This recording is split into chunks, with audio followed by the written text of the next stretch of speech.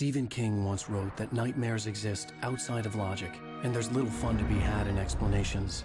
They're antithetical to the poetry of fear. In a horror story, the victim keeps asking why, but there can be no explanation, and there shouldn't be one. The unanswered mystery is what stays with us the longest, and it's what we'll remember in the end. My name is Alan Wake. I'm a writer.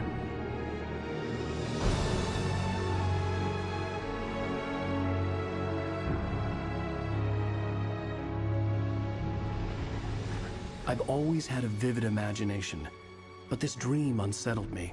It was wild and dark and weird, even by my standards. So yes, it began with a dream. Following a typical nightmare pattern, I was late, desperately trying to reach my destination, a lighthouse. For some urgent reason, I couldn't remember. I'd been driving too fast down a coastal road to get there.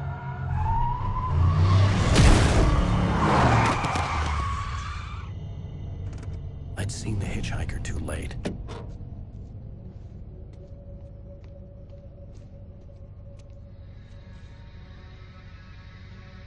He was dead. I was convinced they'd put me in jail and I would never see Alice again.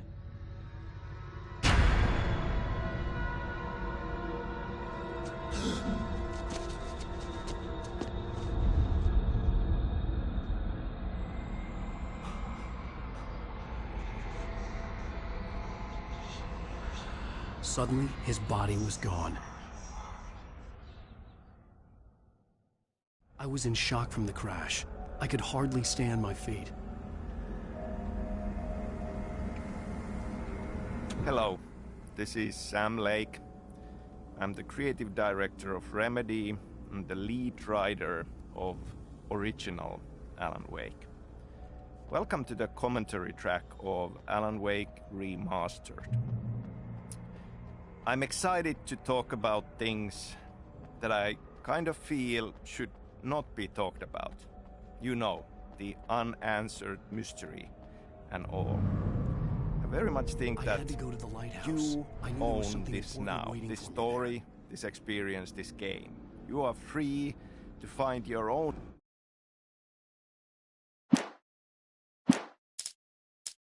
answers from it. Your own theories. You're free to love and hate the parts that you love and hate.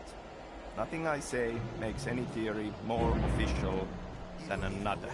It's just my theory, what I was thinking when I wrote it, but maybe I didn't see or know what it really was about.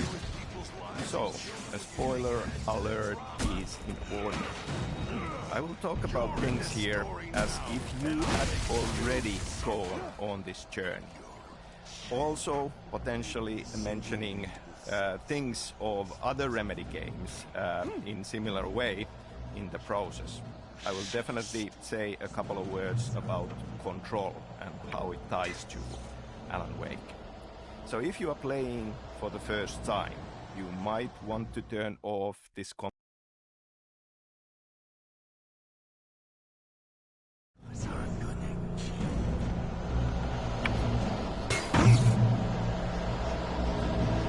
You missed your deadline! Damn.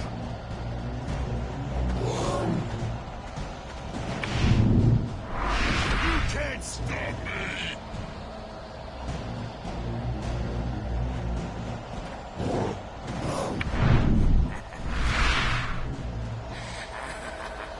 I realized that the hitchhiker was a character from the story I'd been working on.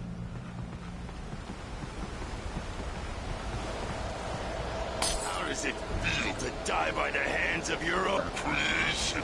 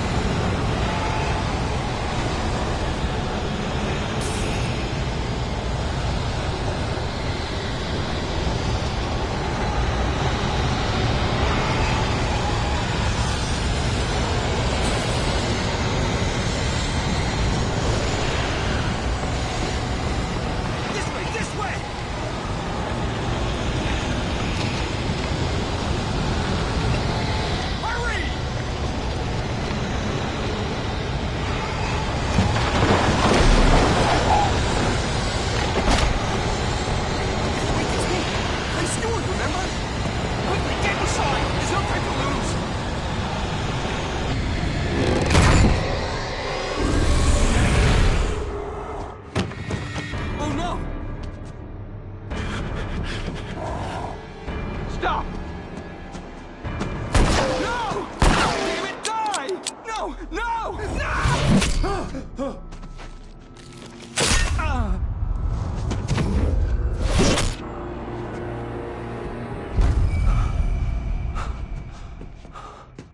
I was trapped. There was no way out.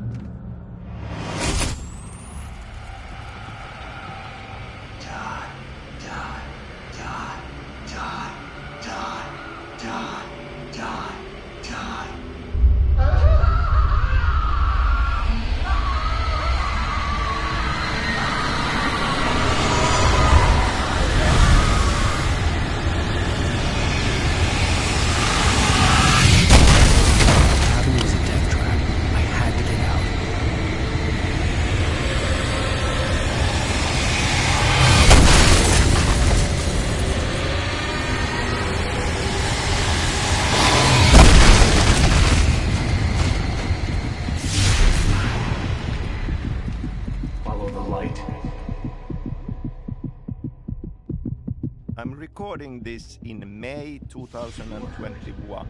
We celebrated the 11th anniversary of the original game last week. I'm very happy to be doing this. I'm very grateful for the continued love and support that all Alan Wake's fans have kept showing us. Beyond the lake he called home lies a deeper, darker ocean green, where waves are both wilder and more serene. To its ports I've been. To its ports I've been. Do you understand? No. Follow my light.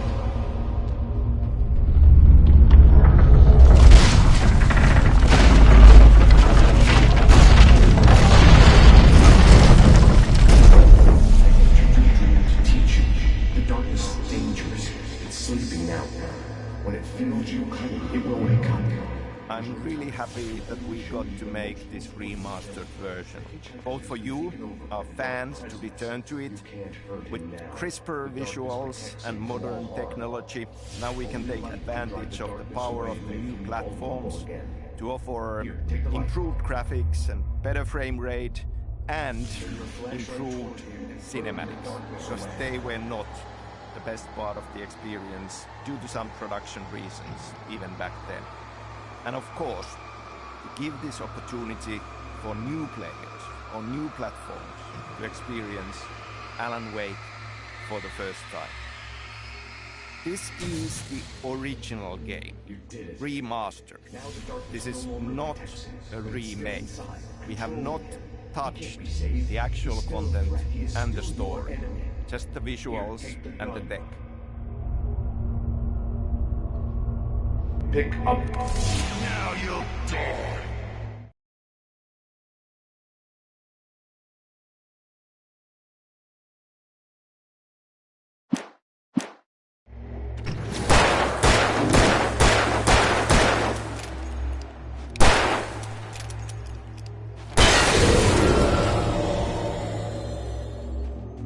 Good.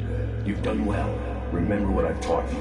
That is all. I will give you back your dream now. In the nightmare, a terrible darkness was taking over the world. The lighthouse was the last safe place on Earth.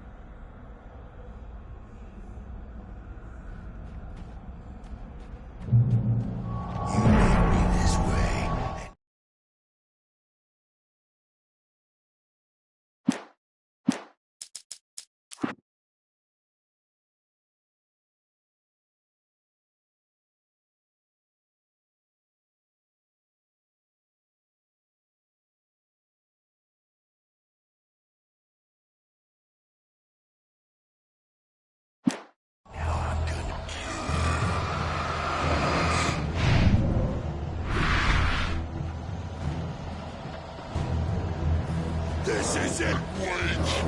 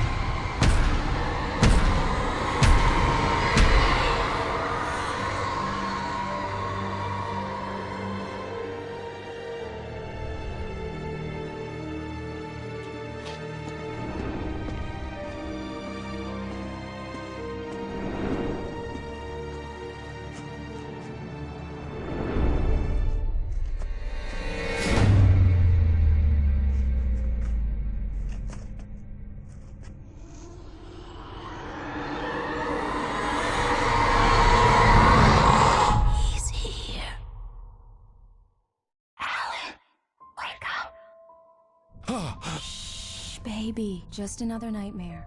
Everything's fine. You dozed off. Right. Anything more than dozed off would be news for everyone. Cheer up, handsome. We're here.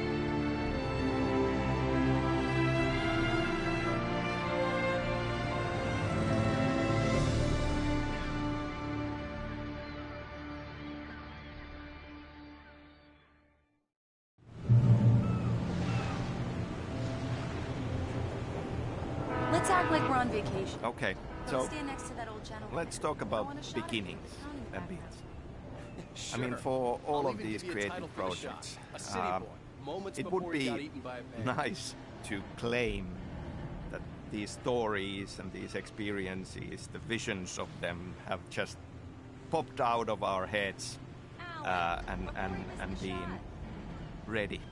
But in truth, it takes a long time, and there are many different beginnings for these stories, and sometimes looking back, it's even hard to say where it all began. Some ideas have been bouncing around in your head for a long time, and then suddenly it burst out from the dark, and there it is, and that's one nugget that ends up being a beginning.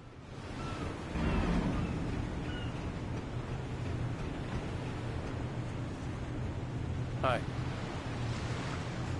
Hello there. You picked a good time to visit our town. Deerfest is just 2 weeks away. Deerfest, huh? Did you hear that, honey? You have a lovely wife, if you don't mind me saying. I'm Pat Maine, by the way. Nice to meet you. Yeah, I'm Alan Wake. I won't pretend I don't recognize a famous writer such as yourself, Mr. Wake. A pleasure. I'm an avid reader myself. I hope this isn't too presumptuous of me, but I'm the night host at the local radio station. Any chance I could get an interview? Look, Mr. Maine, I'm on vacation. In fact, I'd appreciate it if we could keep my being here just between the two of us. I'm sure you understand. Fair enough. You can trust me to be discreet. Not a hard man to track down if you change your mind, though. I hope you two have a lovely holiday. Very nice. I got a couple of really good ones. So you made a friend. That's cute. Right. Yeah? Hey, bestseller. How's my favorite writer? Are you there yet? Barry. Yeah. We just got here. Are the locals giving you trouble? Just say the word, and I'll hop on a plane and come make sure that you're left alone, Al. No, Barry, we're fine. Great, great. Just want to make sure you can relax and recharge. So, how is the place? Has it gotten your creative juices flowing? Barry, we're just settling in. Okay, Al. I'll call back later to make sure you're doing okay. And you call me if there's a problem, okay? Okay. I'm just looking out for you, buddy. Talk to you later. I love you too, Barry. You know he's going to be calling you every 5 minutes. Barry is Barry. I can always turn off the phone. What did I tell you? Text message from Barry. He says hi to you too. Let's see who has the last laughs. Come on, let's get back to the car. Okay. Good day to you too.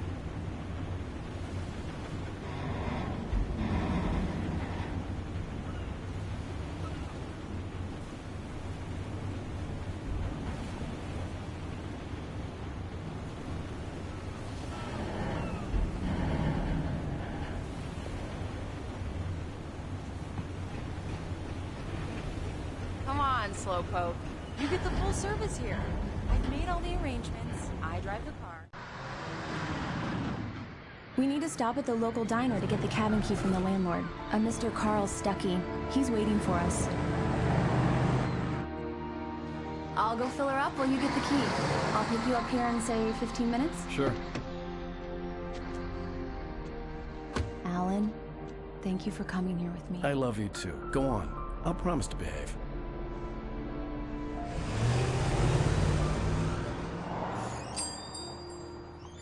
I'd forgotten there were still places like this. Towns where everybody knew everybody.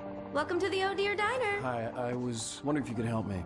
I'm looking for... Mr. Wake. Alan Wake. Oh, God! I am your biggest fan. I know people say that all the time, but I really am. I'm glad to hear that. Rose. Rose, I'm looking for Mr. Stuckey. Carl Stuckey? Carl? Oh, of course, Mr. Wake. He must have gone to visit the restroom. He'll be back in a moment. One of the beginnings for Alan Wake deals with the structure of the story. Working on Max Payne games, I was writing a movie in my head. Traditional 3-act structure. Good for you. But that was around the time when everybody was watching DVDs, season DVDs of TV shows. And I started thinking that this would be an awesome structure for a game story because of a similar length. Yeah, that makes two of us.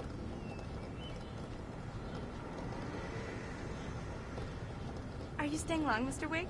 I can't believe it. I'm having a conversation with Alan Wake.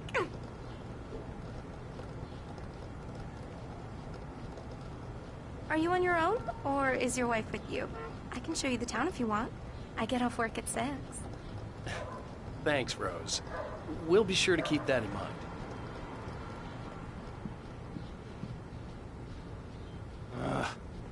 Right. So much for a quiet vacation. Do me a favor, Sonny. I could really use a tune right now. Coconut, number 6 in the jukebox. I'd do it myself, but both of my legs have gone to sleep. Bad circulation. Yeah. Are you serious? Coconut again? You disgust me. Call yourself a rocker. Unbelievable. Ah, it does that. Get stuck. Yeah, you need to give it a good solid whack. Now that's what I'm talking about, yes! This is it. I've died and gone to hell.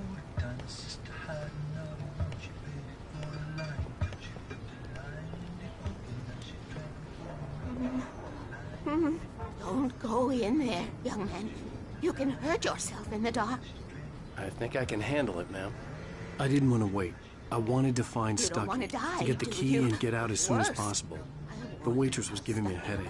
He Overeager didn't fans listen. always did.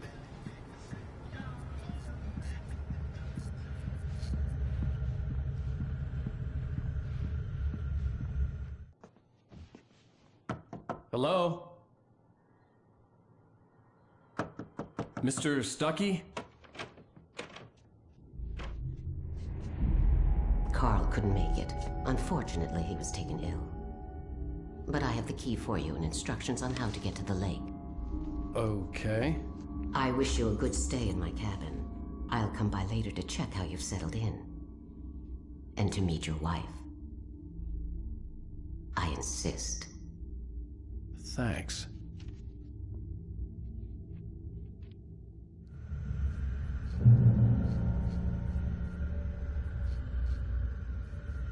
Cauldron Lake is a special place. Very inspiring.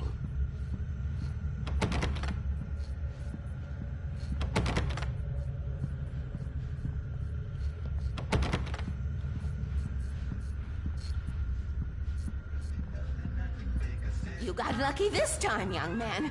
You can hurt yourself in the dark. This really ought to be fixed, and then I must remind Sarah to change the lights at the station. It's been too long already.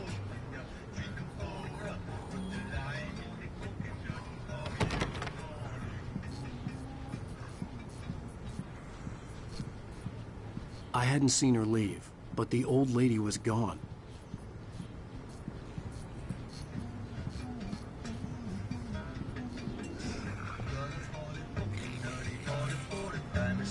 Even that sounds better than your singing. Are you all right?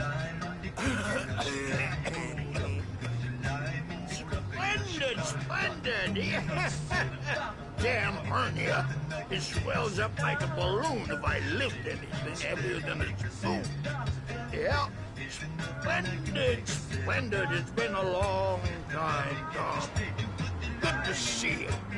Hey, you wouldn't happen to have a bottle on you, would you, Tom? I wish. The Andersons, they're, local musicians. We're waiting for Dr. Hartman to come pick them up. They wandered off from his clinic at the Cauldron Lake Lodge.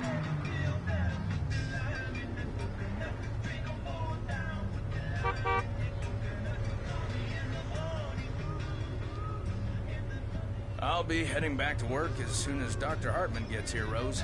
Oh, but I'm not looking forward to the poison we have at the Park Cafe. Bye, Mr. Wake. Mission accomplished. The key and the directions. My hero. I got some flashlights, just in case. Hey, wait! Mrs. Wake! Your keys!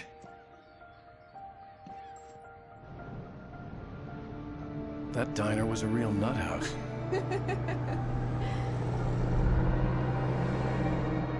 Can you believe this place? This would make a wonderful setting for a book. We're supposed to be on vacation, Alice. I'll figure it out when we get back home. Okay? Okay. We can talk about this later. Bad man here on KBFF. I didn't want to talk about it. I wanted to bury my head in sand. Here's another one of my favorites to go with it. Once upon a time, I was a successful writer, but that was a long time ago. I hadn't been able to write a word in 2 years. Not since my last book. And now the weather. It's gonna be a clear night, so you folks in the big city might want to look up every once in a while. See those stars winking down at you? It gets pretty dark out here, but they'll light your way.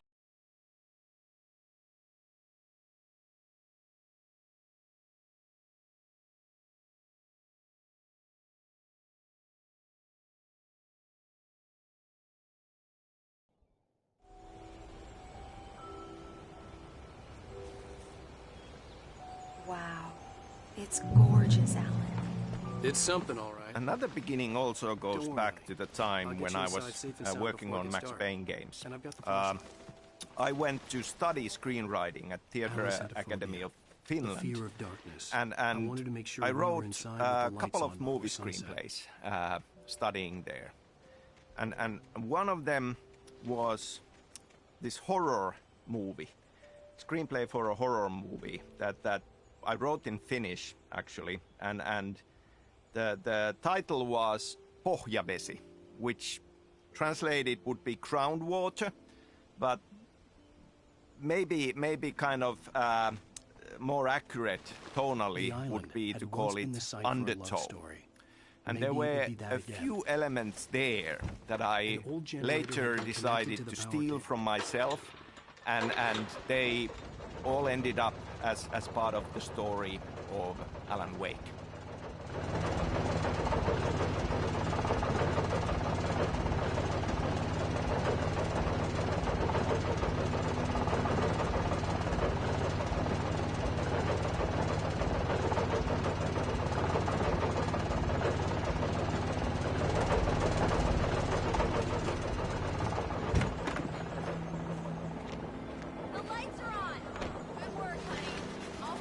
Alice had told me about Cauldron Lake Lodge. The old building used to be a hotel, but these days it was no longer open to the public. Okay, I'll look around a bit. Sure thing. Have fun.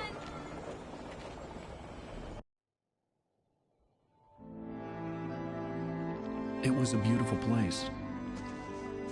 I told myself I could rest here, sleep here, and forget about my work.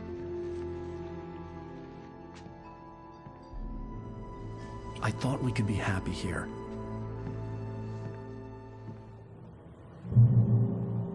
So in this movie screenplay that I had written called Undertow, there are several elements that I lifted and used in Alan Wake.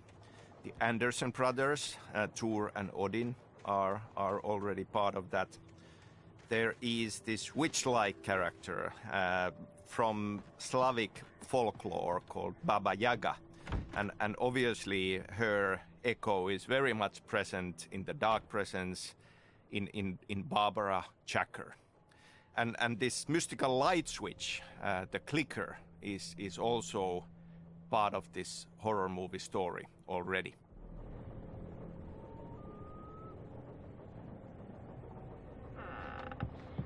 Alice? Honey? The Deer Fest guests have already started to arrive. Just ran into one on the ferry.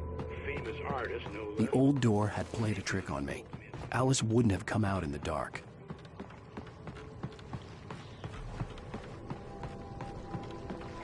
The water was black. I couldn't help but imagine all sorts of horrors lurking in the depths below.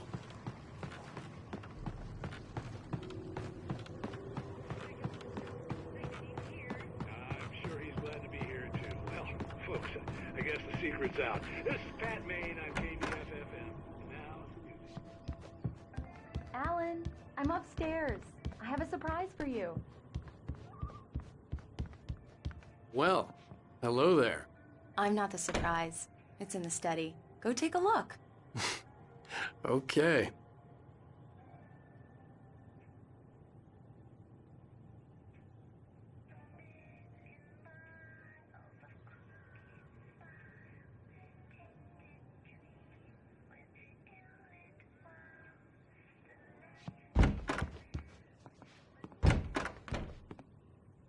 Surprise! Alice? What is this? I guess I have a small confession to make. I thought maybe you could write here that a change of scenery would get you past... Damn it, Alice! Everyone keeps... Hey! Just hear me out! There's a local doctor, Dr. Hartman. I read a book of his. He has a private clinic here. He specializes in helping artists. Maybe... So now you want to get me committed? No! It's not like that. That's not... Alan? Alan? Just don't! I don't want to hear it! God damn it, Alice! God damn it! I knew she wouldn't follow me in the dark. I needed some time alone to think things through.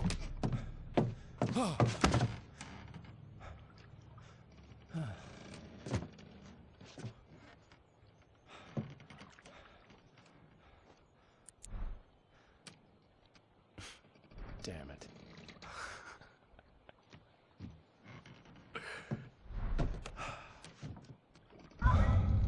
Alice? Alice? Alice! The cabin had gone dark. All the lights were out. Another beginning that also was a lot in my mind already working on Max Payne games. And just bouncing around ideas and wanting to do something different compared to Max Payne was that it just felt like a big deal and important to me back then that because at Remedy we make action games with action gameplay, and I was thinking a lot about the idea of what if we would have a protagonist, a hero you play who is not a professional action hero. That felt like a refreshing thought at that point. Somebody who physically and skill-wise is an everyman, even though you could claim that Alan Wake does have attributes that makes him something else than an everyone. But for the challenges he faces, he would be unprepared. Alice? Alice?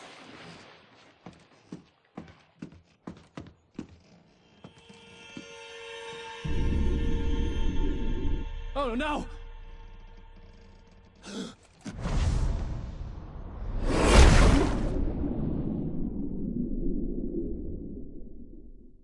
Keep going.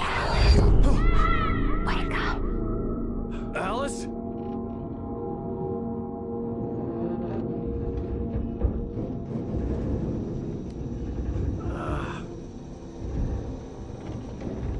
Waking up in the crashed car felt like I had woken from one nightmare and entered another. I couldn't remember how I got there. All I knew was that something terrible had happened to Alice.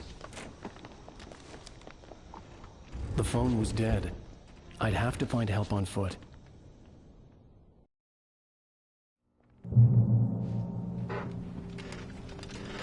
Among Alice's things was a book, The Creator's Dilemma, by a Dr. Emil Hartmann. Seeing the book brought back my fight with Alice. I didn't like it, and I didn't like the guy's smug face on the cover either.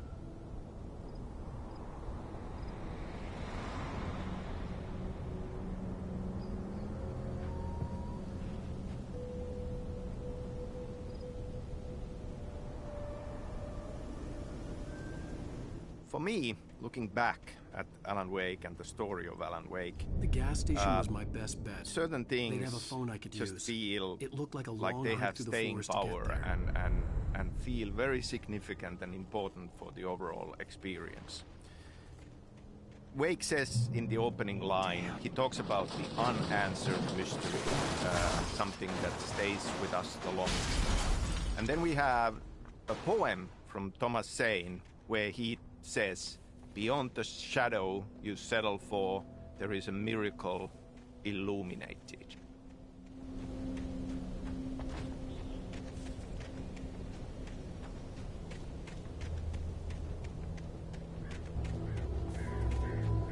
Hello?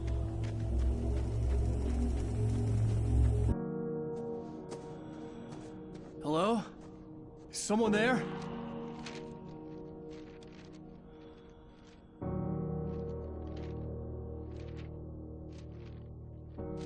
The loose sheets of paper were pages from a manuscript entitled Departure. That was the name I planned to use for the next novel I had never gotten started. I was named the author. I hadn't written it. I couldn't remember writing it. In the scene on the page, the hero was attacked by an axe murderer in the woods at night.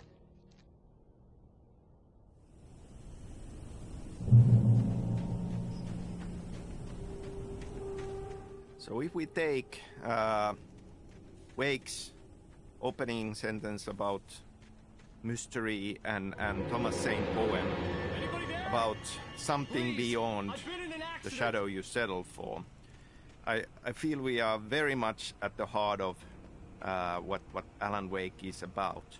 I mean, we just tend to have this overwhelming yearning to have answers and to find one final truth about things.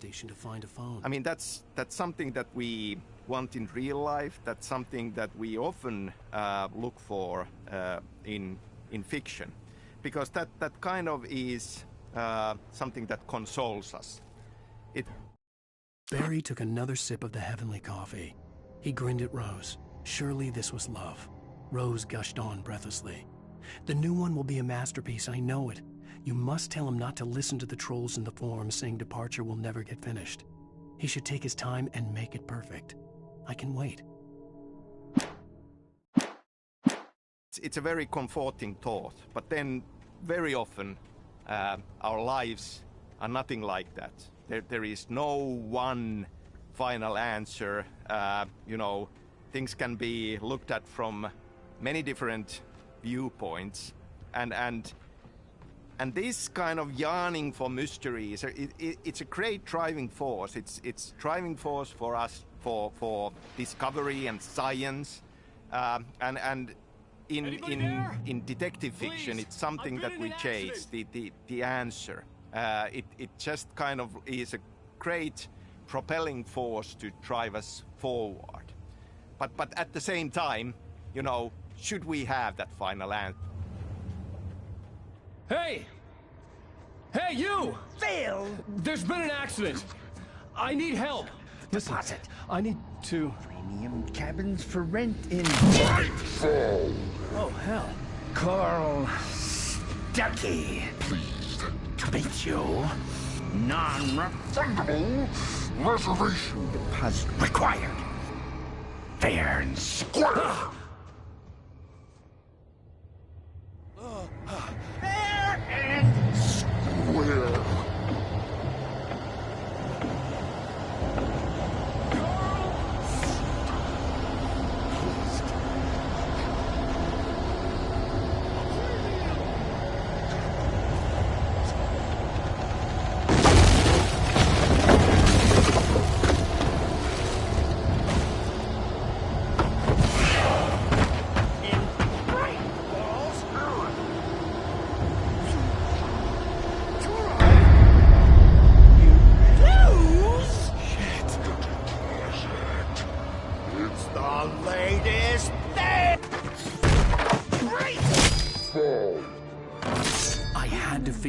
out of this. Any second now, and Stucky would be knocking on the door with his axe like Nicholson in The Shining.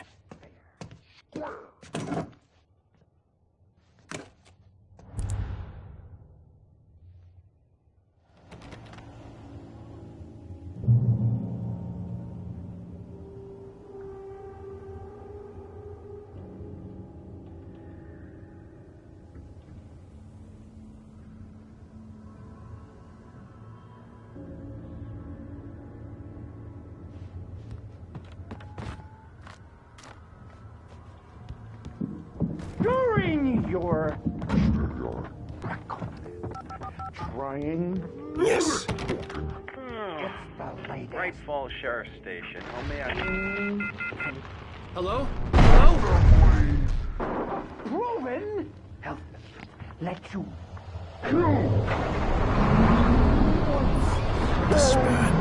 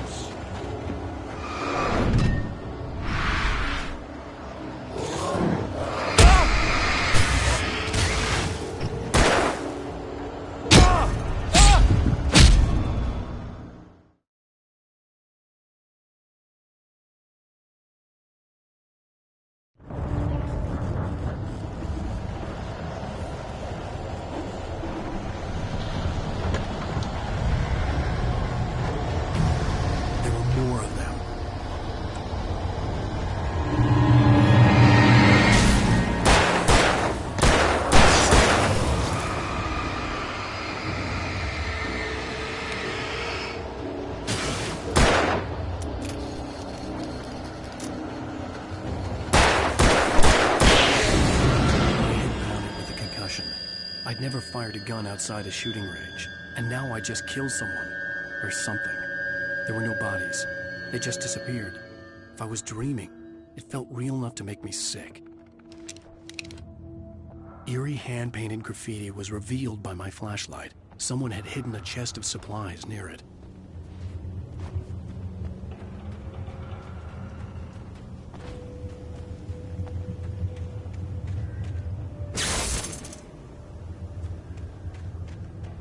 The dark forest was the last place I wanted to go, but I had no choice. I had to get to the gas station.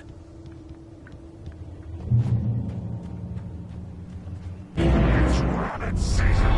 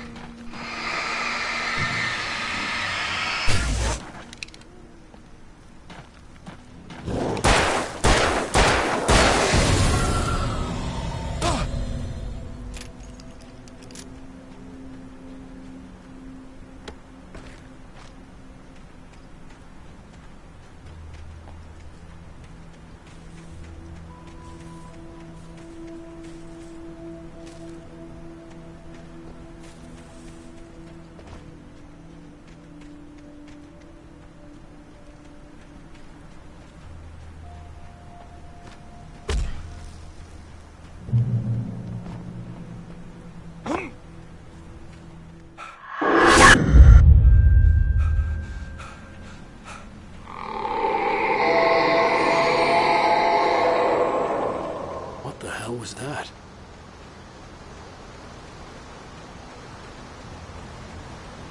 When I saw the river below, something uncoiled itself inside my head. I realized that I'd have to find a way across. I didn't even want to look at the water.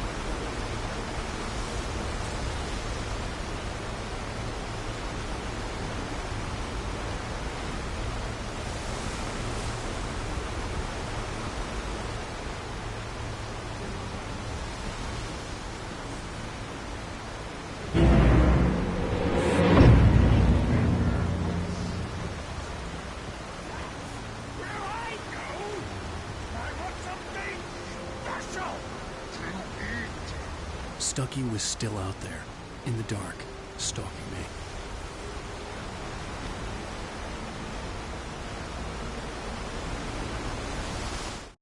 For a long time, the dark presence had been weak, sleeping. Nothing but a half-forgotten nightmare or a shadowy flicker in the corner of an eye in the forest at night. Not real enough to properly exist, and yet too evocative to fade away completely. Now it was waking up. The rider like a fly caught in a spider's web, each jerk and kick vibrating the strands that led deep into its lair. It was aware of him now, and it could use him. All he'd need was a little incentive.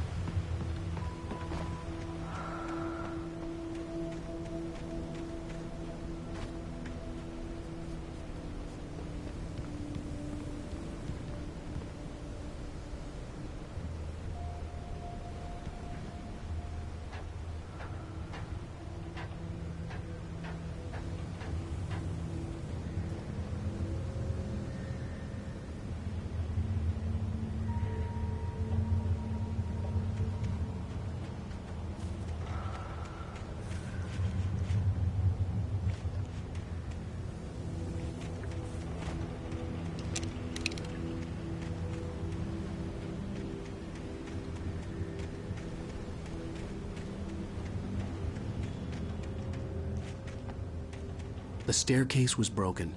I had to make my way up some other way.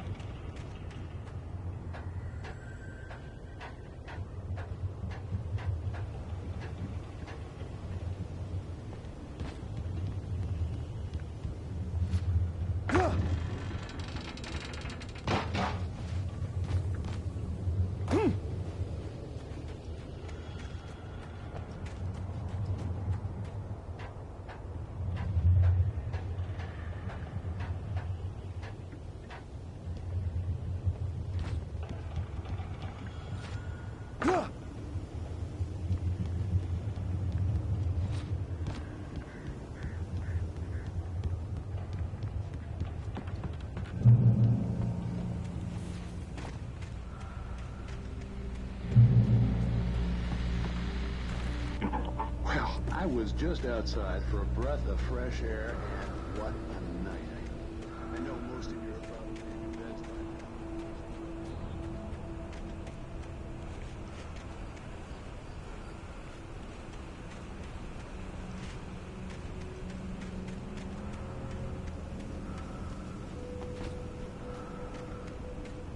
Listen, I'm a night owl. It's on nights like this I wish I wasn't cooped up in the studio. Makes an old man. But here I am. Yeah, I'd keep you company all night long if I weren't. It looks like I'm not the only one staying up late.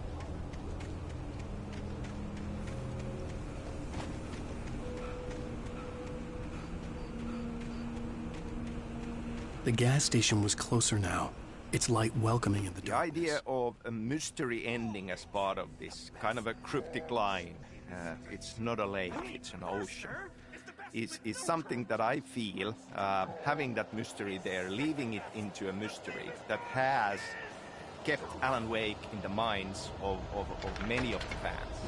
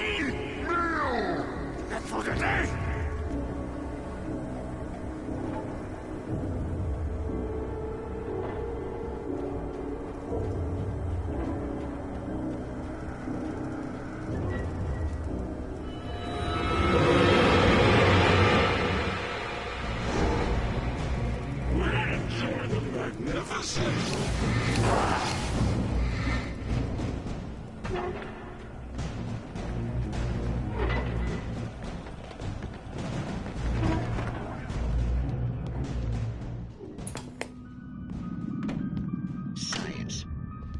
It bestows immortality on those who advance it to elevate all of mankind. Newton, Einstein, Sagan, princes among men. But the price for such a legacy is steep indeed. In Night Springs.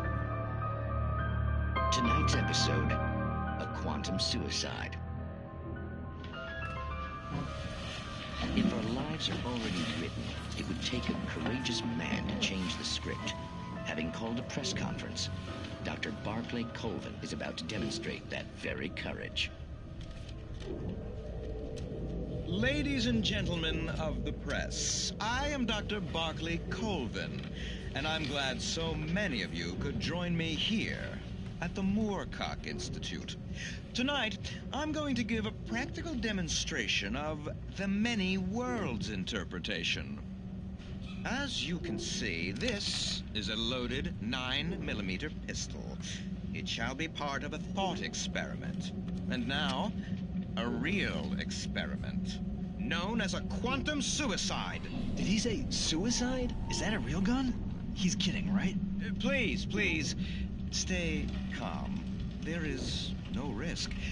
Observe what occurs when I place the weapon against my own forehead. Now, you might think this round is merely a dud. Not so. Observe the flower pot. And yet, I myself cannot be harmed with this gun. With each pull of the trigger, 2 new realities branch off. One in which the weapon didn't fire, and one where it did. With my machine here, I have ensured that this reality is always the former. I have bestowed upon myself quantum immortality. Under no circumstances can this gun kill me. So wait. What you're saying is that every time you pull the trigger, in another reality, you die? Yes, of course, but that's completely trivial. There's an infinite number of things that could happen at any moment, and they always do happen somewhere. The point is, this one thing did not happen here. You're insane, Colvin. Insane? Insane? Hey, was this thing supposed to be plugged in? I stumbled on it. You fools! Gaze upon quantum immortality.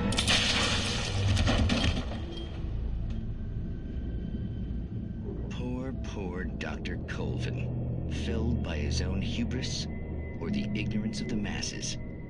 Perhaps he should have left the crate unopened, the decaying atom unobserved. Curiosity often kills the cat in Night Springs.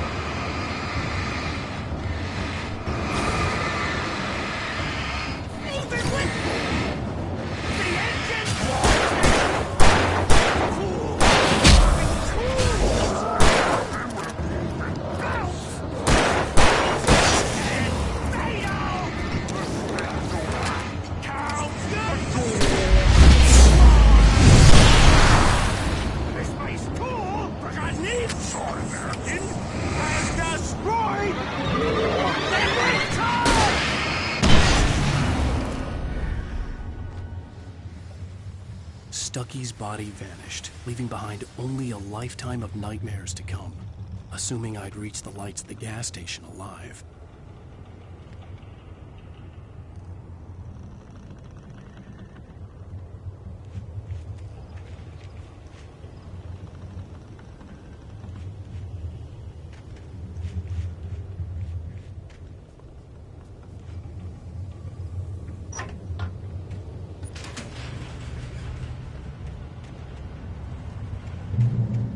So I suppose, thinking about the mystery ending of this experience, it is very much something that in fiction that I get excited about and I love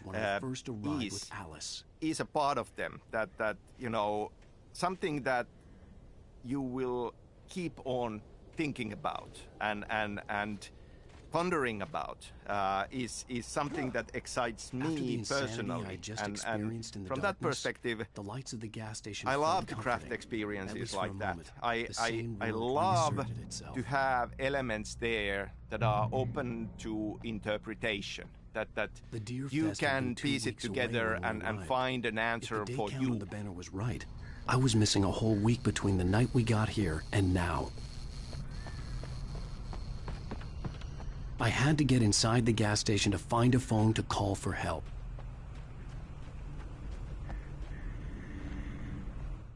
Toby knew the smell. It was the man, the nice man who always gave him treats and never got tired of playing with him. Toby wagged his tail in excited anticipation and gave a joyous bark.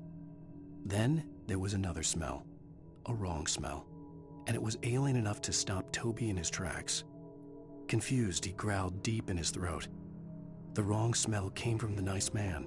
Blind animal terror pierced the dog's brain an instant before the axe followed suit.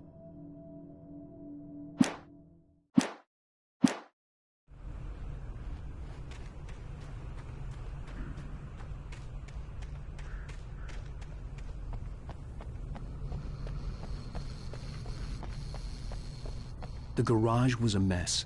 It looked like someone had trashed the place, or that there'd been some kind of fight. I'll write. I'll keep writing. Outside there's only darkness. Outside the cabin, outside the story, there's only darkness. I can feel her presence in the dark. Just now, I could smell her perfume in the room. I'll reach her, I'll fix it up. I'll bring her back. The story will come true. If I stop, she's lost. I don't believe this. It'd been me on the TV, talking crazy. Was I losing my mind?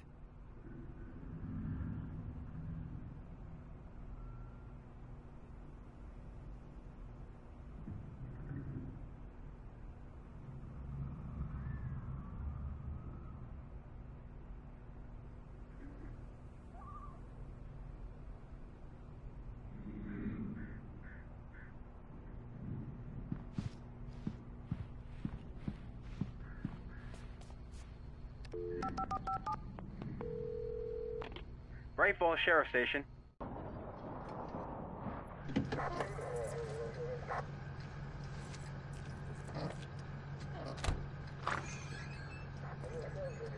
Oh, thank God, Sheriff. Sheriff Sarah Breaker. You are... I'm Alan Wake, but listen. I was in a car crash. My wife, Alice, she's missing. Calm down, Mr. Wake. We were staying in a cabin on the island, on Cauldron Lake. There's no island on Cauldron Lake. Not since the big eruption in the 70s. Please, I can take you there, okay? You look like you've taken a pretty bad knock to the head. Are you okay? Listen. We'll figure this out. Please get in the car. We'll swing by the lake and then we'll go to the station, okay? Mr. Wake, have you seen Stucky, the guy who owns this place? I realized I couldn't tell her what had happened in the forest. She wouldn't have believed me. And then she wouldn't have helped me with Alice.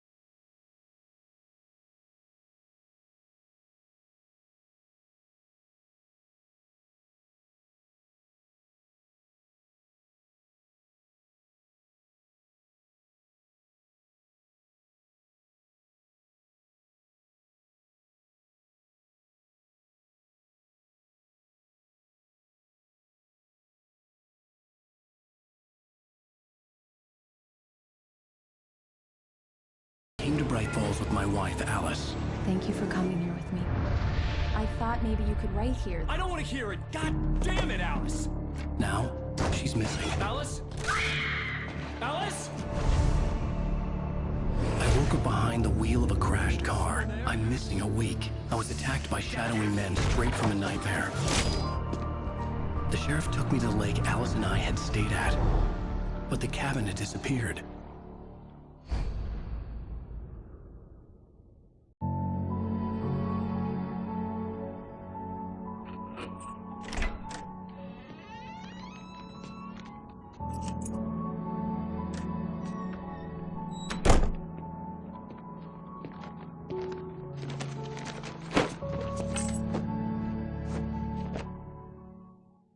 Honey, I'm home. Back here, sweetie. How was it? This is Alan Wake's Worst story, weather I've ever seen. told from his perspective and his point of view. And at the same time, Alice is a hugely important character. She has very little screen time, but the scenes we have Wake together with Alice, we learn a lot about Wake as a character.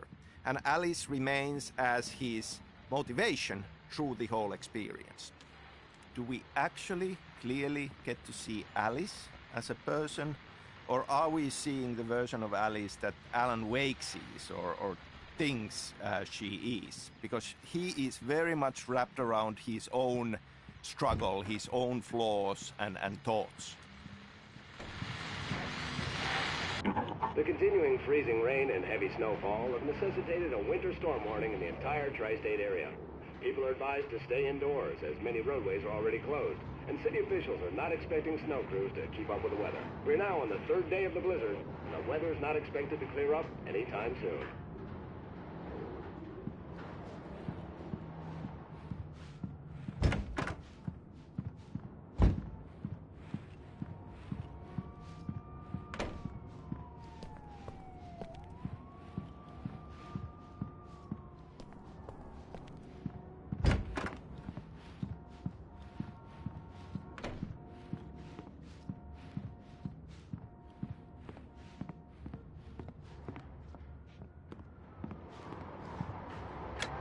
Coffee's on. Great, thanks. I'll need it if I'm gonna finish this by tomorrow.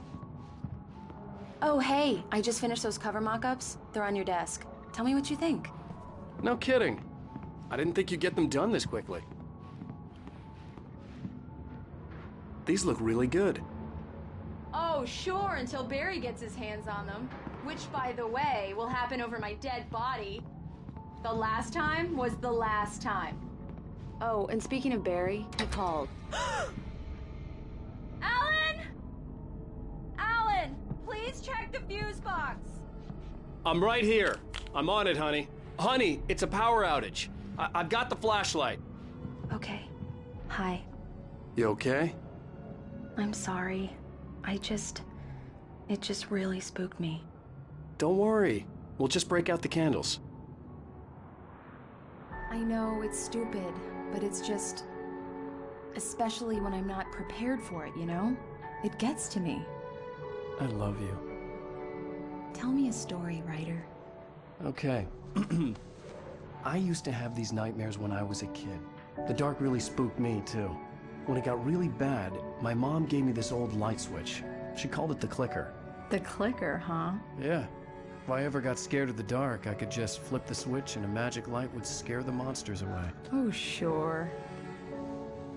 Here it is. Alan. Maybe it'll help you, too. Yeah, nice story, writer boy. You made that up right now, didn't you? No. Seriously. I love you, even if you are a liar. Thanks for this.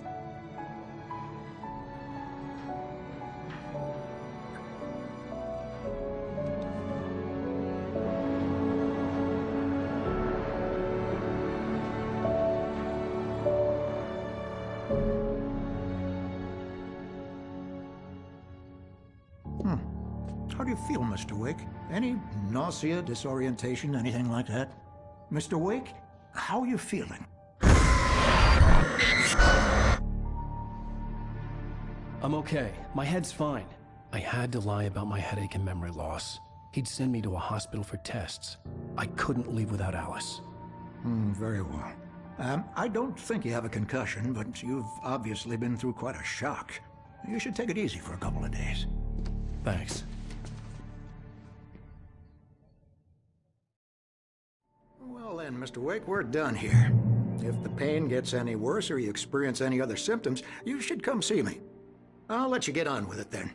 Sarah, Sheriff Breaker, is waiting for you. She's very good at her job. I'm sure she can locate your wife in no time. Doc Nelson was the image of a small-town doctor. Sheriff Breaker had called him to the station to take a look at the cut in my head.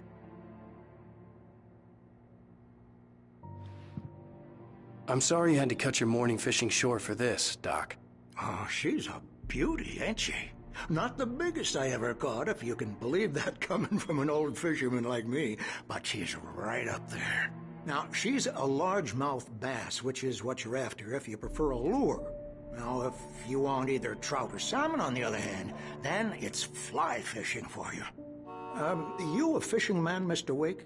Oh, doesn't really matter, I suppose. But it can be very relaxing out there. You can't get me off the water this time of year. Closest thing to heaven. I'll take your word for it, Doc.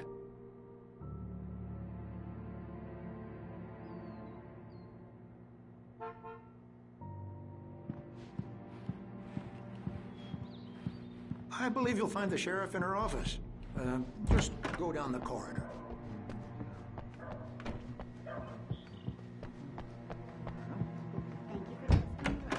Come in, Mr. Wake.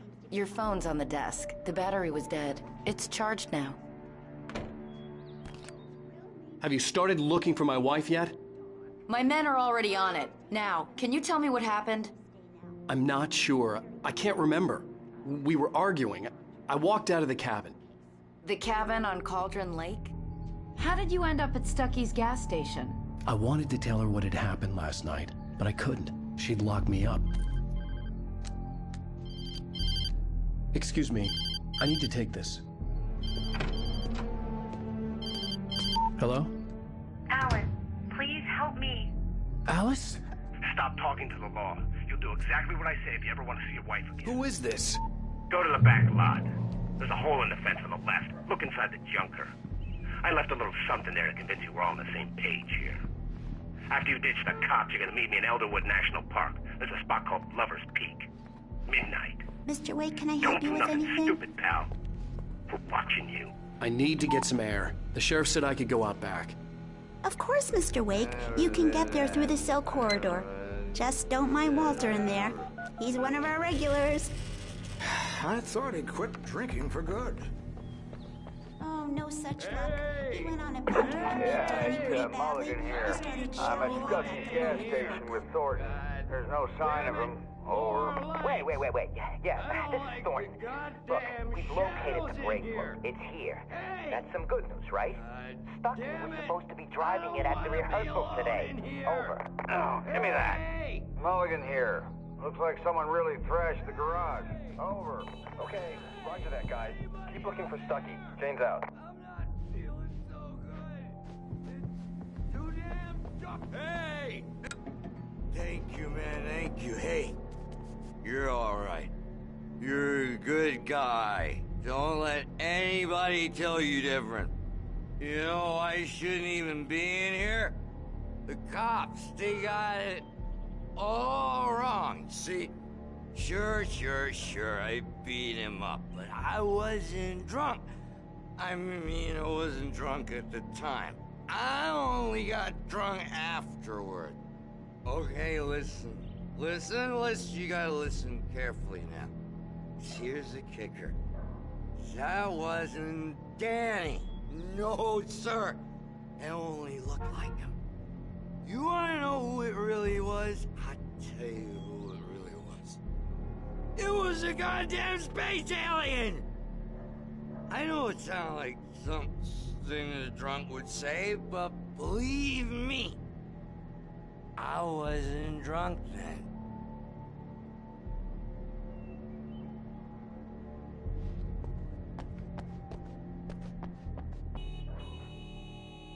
I told him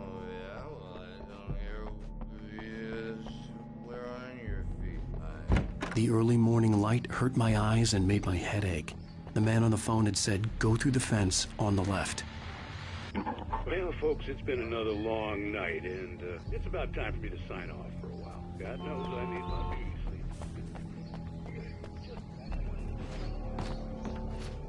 sleep.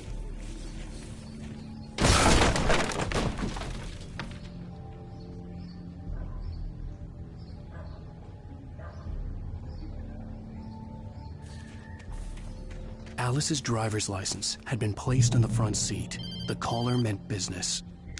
Barry? Ow! Ow! Thank God! Where the hell have you been? I've been trying to reach you for a week, you and Alice. I've been worried sick. I flew out yesterday. I'm here in Bright Falls. Barry, listen to me. I'm at the sheriff's station. Come and get me. I can't talk now. Ow! What the hell is going on? I had to get the sheriff to let me go. I needed to get to Elderwood National Park to meet Alice's kidnappers.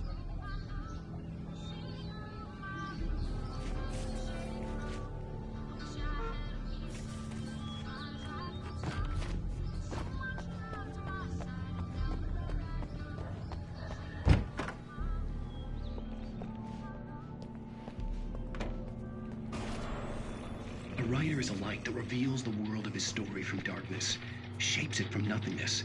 The way a sculptor carves a statue from a block of granite. If I stop, the world I'm making dies. Darkness will reclaim it. It's a long, hard journey into the dark. Alice's life is at stake, but I can't think about that, or I'll lose it. The dread lingers at the edge of perception. I'll push on. Anything is possible here. I'll write the story. I'll save her.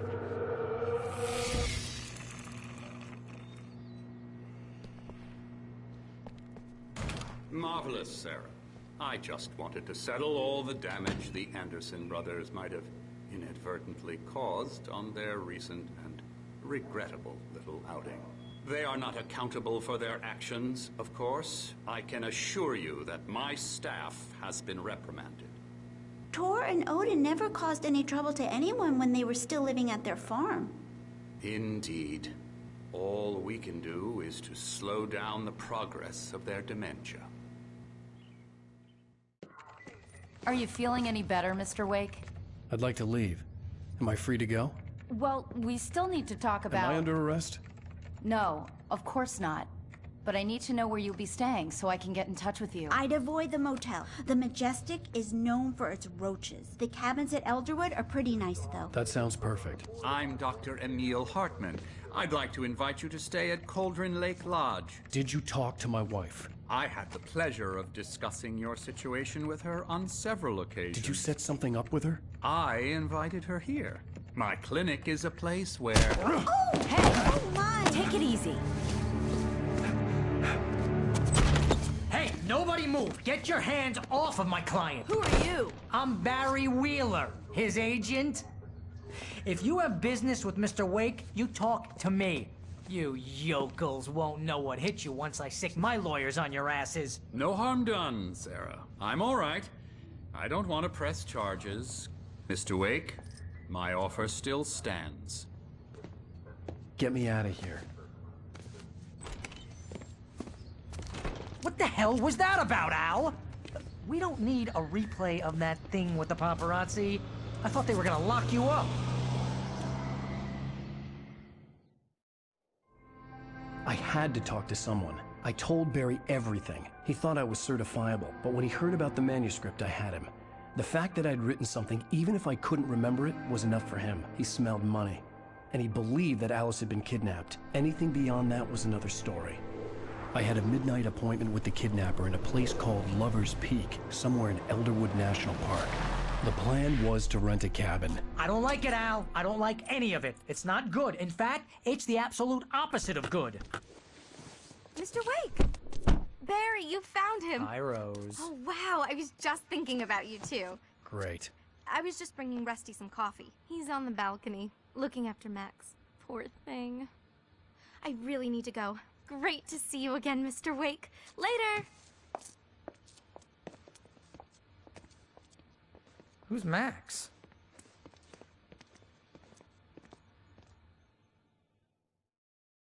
What an airhead. I'm a Finn, so I was born in Finland and have lived here all my life.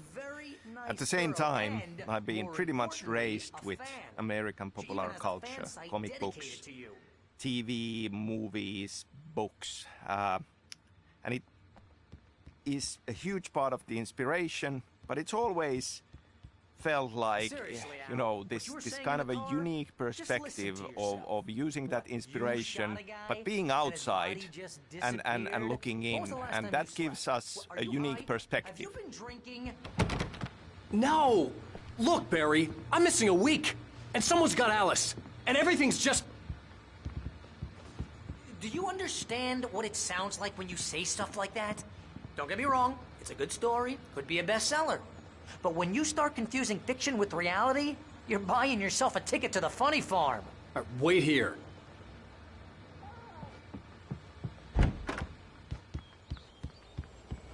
Easy there, boy. I'm almost done.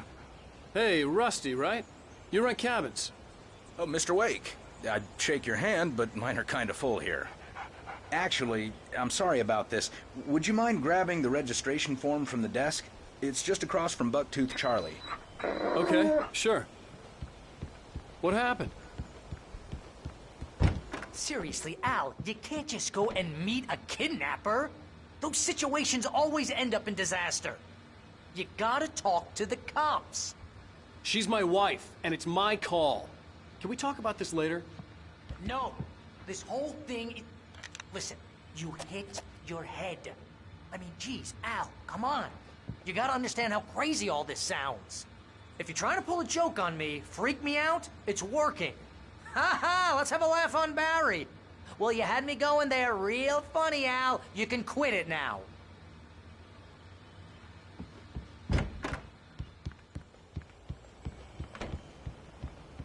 I think this is the form you wanted. And here are the keys. Okay, you're all set, Mr. Wake. Glad to have you staying here. Thanks. Can you tell me how to get to Lover's Peak? Oh, sure. It's at the end of the nature trail. Just follow the paths, you'll get to it eventually. It's an easy walk. Nice spot, too. If you have any trouble finding it, just keep your eyes on the radio mast. It's right below that. Look, Al, you're asking me to believe that you shot a dude who went poof into thin air, a guy who was bulletproof until you pointed a flashlight at him. You hear that from people who end up spending time in padded rooms, strapped to their beds, wearing white shirts with too long tangled up sleeves, and eating a healthy diet of pills. Al, you make cruel jokes about people who believe that kind of stuff. You're the skeptic. You gave me an hour-long lecture on homeopathy last month. What was it? If there's no proof, it's pure bullshit. Period. Guess the laugh's on me then. Al, come on! I mean, okay. Okay, maybe something weird happened to you, okay? Well, thanks for the heartfelt vote of confidence. All I'm saying is you gotta throw me a bone here, bestseller. What would you think if it was me? There's no way you should be going out at midnight with a gun. No one asked you to come here, Barry. Either work with me on this or go straight back to New York. Your choice.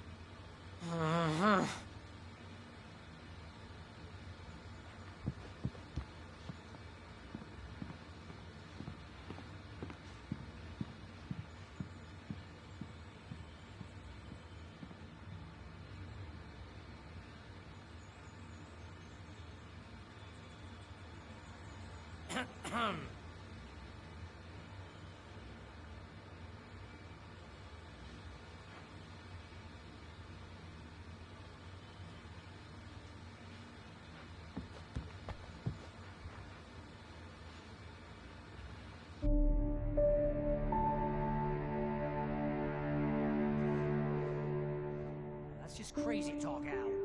Al? Al? We should go to the sheriff or call the FBI. Damn it, Barry, they'll kill her! This is not a goddamn debate, Barry. I'm going to Lover's Peak. He said to come alone. Okay then. I understand. You're my best friend, and I'm worried that you're not right in the head. Tell me what to do to help, and I'll do it. You stay here, and if I'm not back by morning, call the cavalry.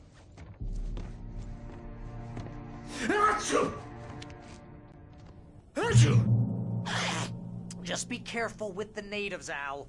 These yokels are dangerous. Everybody hates a tourist, or it'll be Deliverance all over again. Bless you.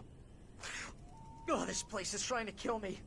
I'll bet there's mold in here, spores, poison ivy, God knows what. This is so not worth a 15% commission. Obviously, being a Finn and having lived here all my life, the culture is very much part of me, and you know, can't help but to bring in elements of it into my writing. And I think that can be seen in the stories of Remedy games, even starting from the original Max Payne. I mean, there was this huge winter storm that was part of the setting of that game. And it's in other games as well.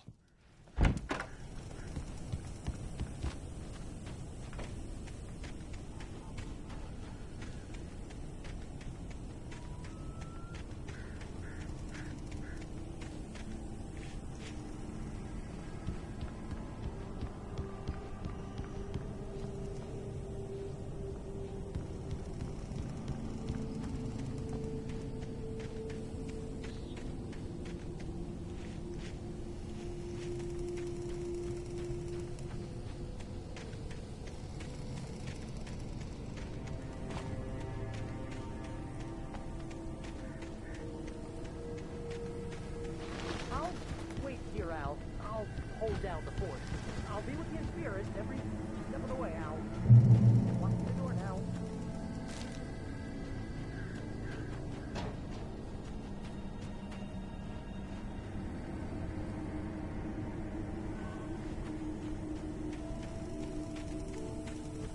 I knew I should have gone to the cops. This wasn't the smartest thing I'd ever done, but I was still angry with Barry for trying to talk me out of it. These people had called me right in the sheriff's station. The cops wouldn't scare them, and they had Alice.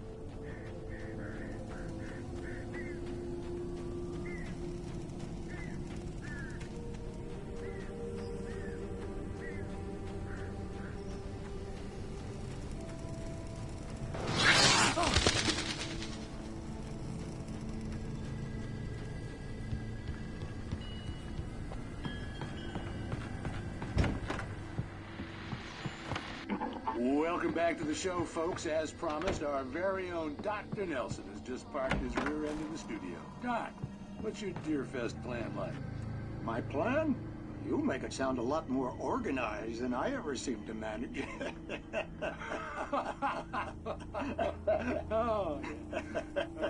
No plan, really. Just taking the atmosphere. I'm getting a little too rickety to do much more than that, you know. Oh, tell me about it. No sack race for us older gentlemen, huh? Yes, exactly, Pat. But I'm going to check out the parade, of course. And I'll be one of the pie contest judges, too. Well, that takes a different kind of constitution. Oh, yeah. It's my kind of exercise. Now, Doc, seriously, you're in pretty good shape, though. You're the outdoors type. I know for a fact you're an avid fisherman. That's right. Matter of fact, just caught a heck of a largemouth bass early this morning. But you're not taking part in the fishing contest? No, not this year. See, Pat, I'm just not that competitive anymore. Now I just like to take my time and enjoy the peace of it. It's no fun if I need to worry about what I'm catching, you know? Well, considering your track record, the participants are probably pretty happy you feel that way. Well, Pat, that's kind of you to say.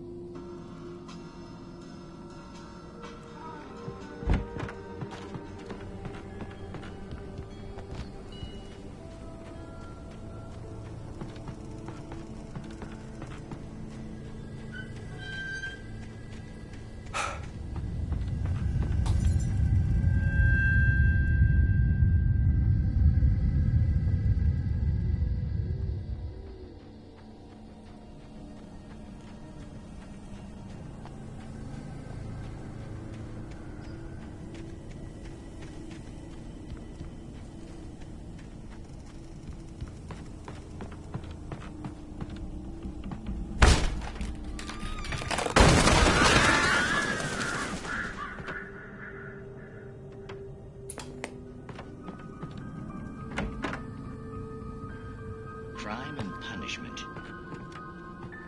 The cancer and cure of civilization. But some crimes are impossible to punish, especially in Night Springs. Tonight's episode, The Man in the Mirror.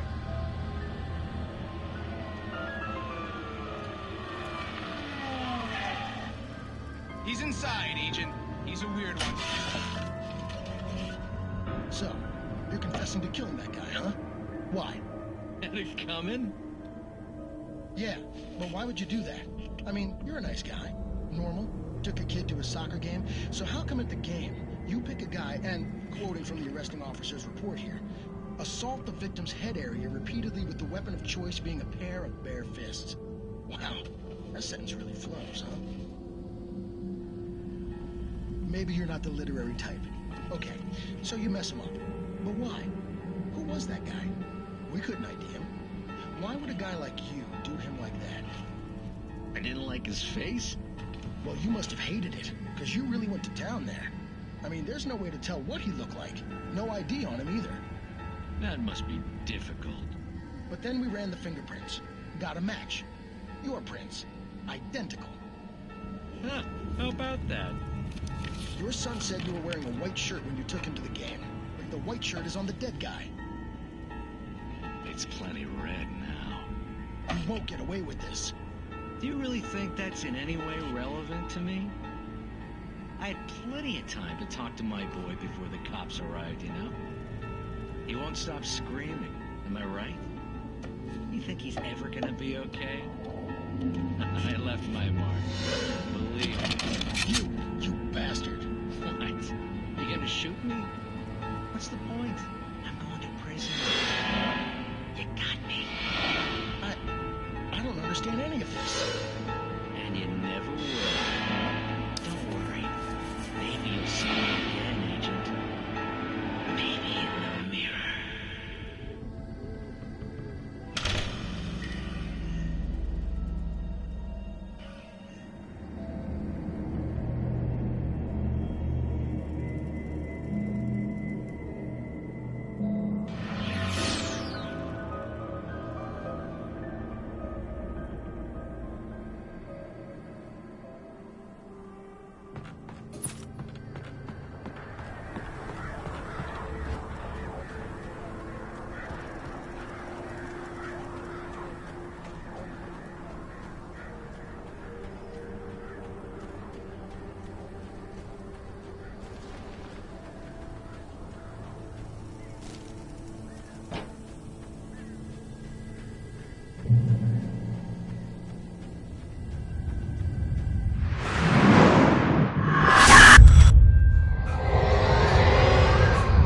Vision left me weak.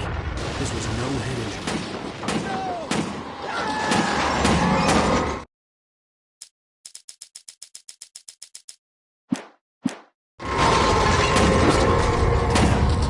Rusty, hang on! I'm coming! Please, help me!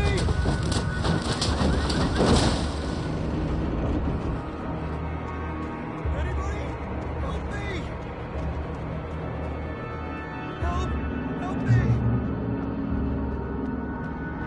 Help me!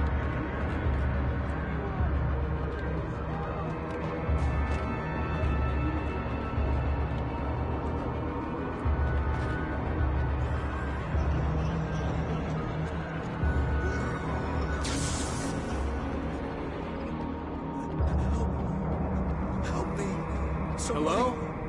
Back here. I'm back here. Mr. Wake? Oh, hell. It happened just the way it was on that page. I found. Came true. It knew. So dark. It'll come back for me. You must... The lights. In the office. I have the key. Okay, Rusty. Hang on. I'll be right back. Whatever did this couldn't be far. Rusty had found a page from the manuscript. It would help me understand what had happened.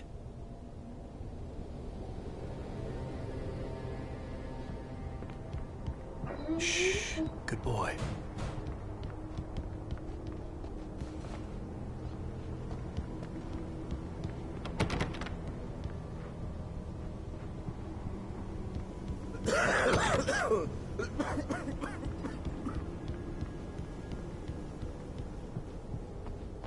Finnish culture, Finnish The only way to landscape, make sure that Rusty was the safe nature, was to get the power I running feel and has the lights been back on.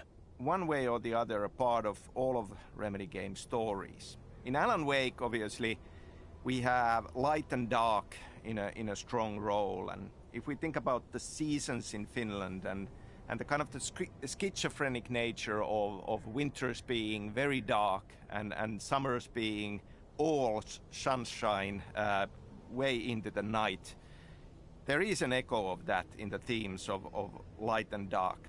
The Pacific Northwest landscape, everything is huge, but in Finland, the nature is much more modest. But beyond that, I feel that there are a lot of similarities in the landscape of it, and also Finland has a lot of small towns with larger than life, quirky characters, and you know, having spent all of my childhood summers in the countryside and in small town settings, it certainly is something that resonates and feels like a part of what should be in this story.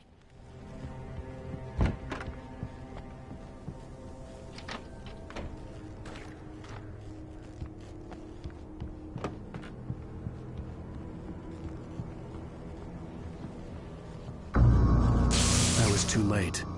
Someone had destroyed the circuit breaker. There was no way to get the lights back on.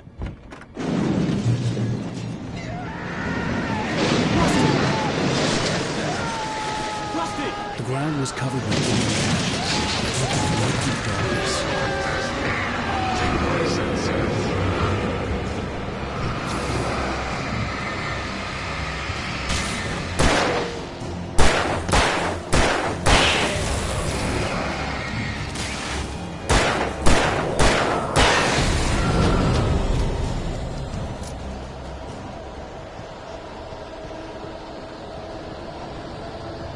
Something had torn a mammoth-sized hole in the wall.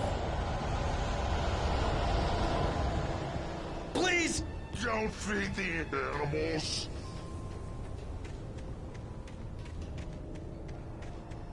Fishing!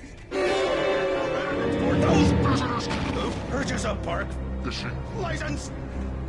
Obey! The operator's instructions at all times. Rusty, no! Never closer than 100 yards. To bears and wolves, never approach any other closer than 25 yards. Pets must be leashed. At all times. Never leave your pet unattended.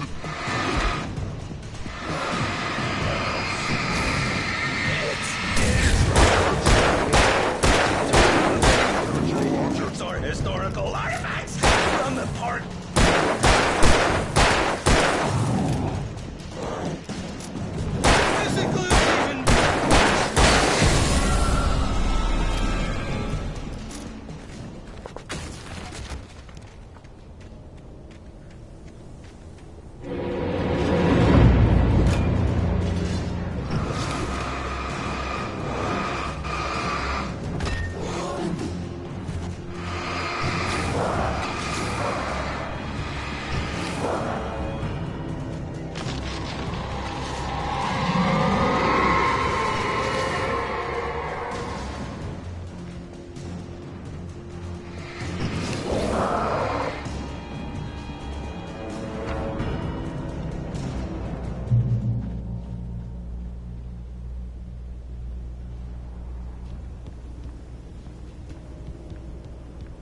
Still on the Finnish culture, I mentioned the horror movie screenplay I wrote, Undertow, and Anderson brothers, Tor and Odin, being a part of that already. It's just me going crazy. Now, that story is set in Finland, and yet we have Tor and Odin as Swedish-speaking Finns in there.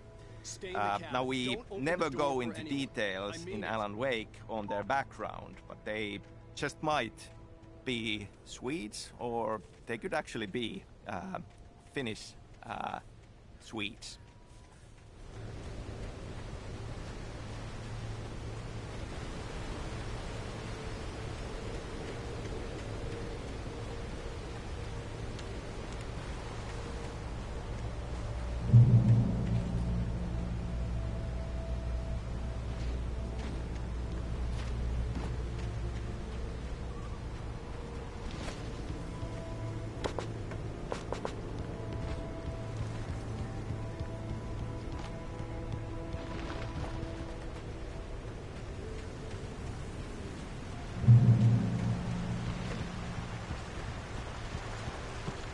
Lover's Peak was at the far end of the nature trail.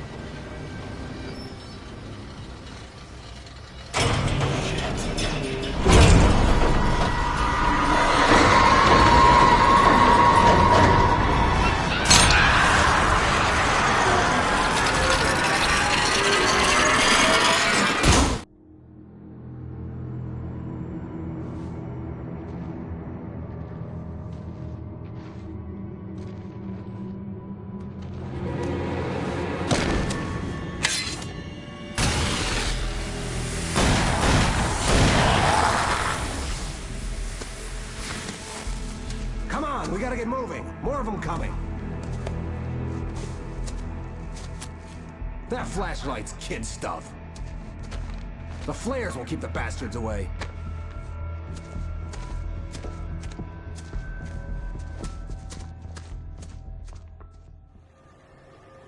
You can see them too? Hell, of course I see them. Come on, we gotta move. Why? Because that's the way the story goes. Yeah, but... Let's move! I lost my gun back there. Oh, I've got a gun. Just keep that light steady on him. It took a moment, but then I recognized him. So, He'd been on the ferry when I first arrived. I feel that Finnish culture will be, in one way or the other, present in all the stories I'll be writing. And in fact, in Control, if we go beyond Alan Wake, we have Ahti, the strange janitor character who definitely has a Finnish background, and even a Finnish tango as part of it.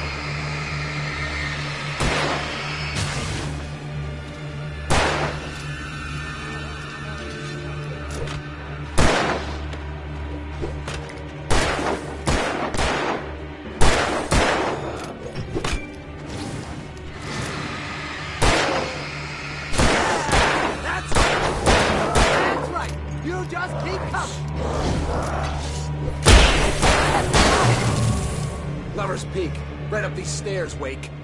Use the flares from the emergency box to hold them off while I get these boards off. Give me the gun. Yeah, no can do, Wake. Are you kidding? Give me the gun! No time for back talk. Hold them off, damn it.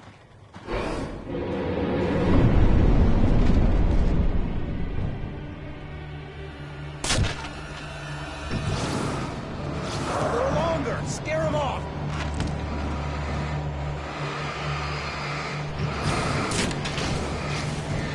Get some light on those bastards. That'll keep them off.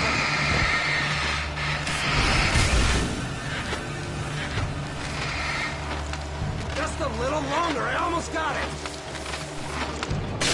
Okay, it's open. Move on.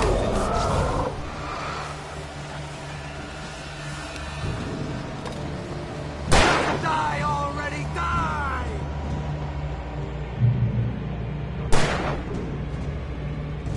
Wake, where'd that one go? Oh, you feeling better now, Wake? All cozy and safe.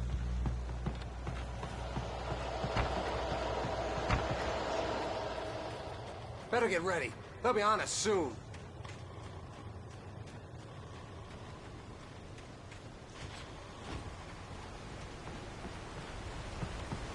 This is it, Wake.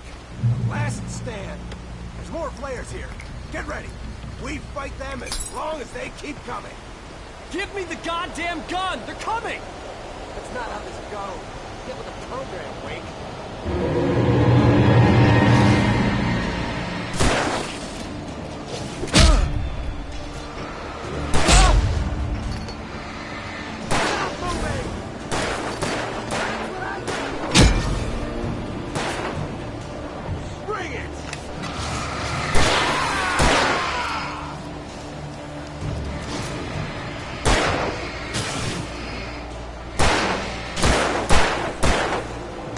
Monster!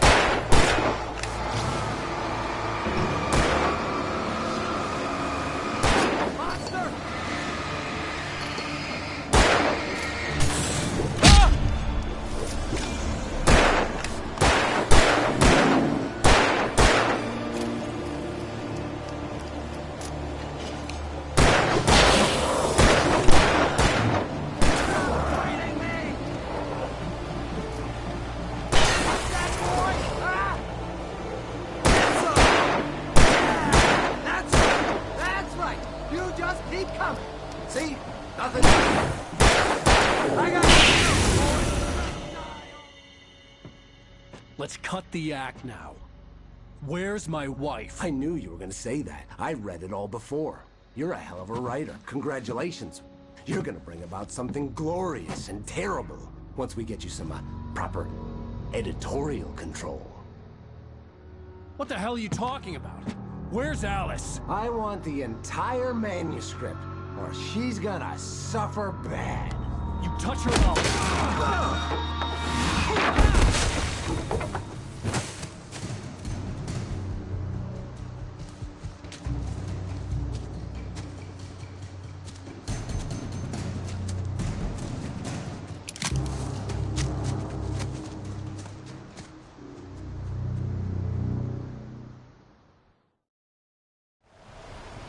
You're gonna give me the manuscript or you'll be sorry.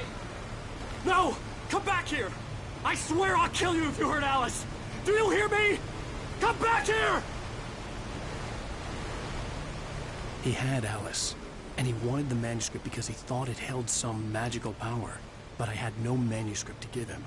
I had to get back to Barry and figure out my next move. So staying with Ahti, and this is a huge spoiler, in Control's AWE DLC, if you do all the Ahti missions, you'll get a postcard from him. And there he is, at home, and happy on the porch of his sauna. And the title places him in the Washington state. So it is this big loop, and it all comes back to Alan Wake.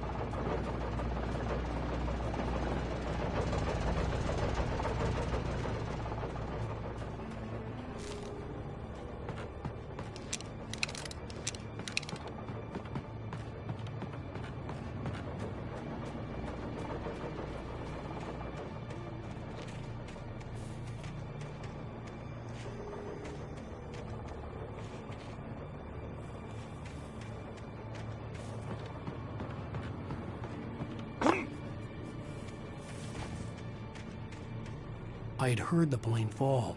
It made no sense. It was clear that it had just fallen here. It was very old and obviously hadn't flown in decades. Looking at it sent a shiver down my spine.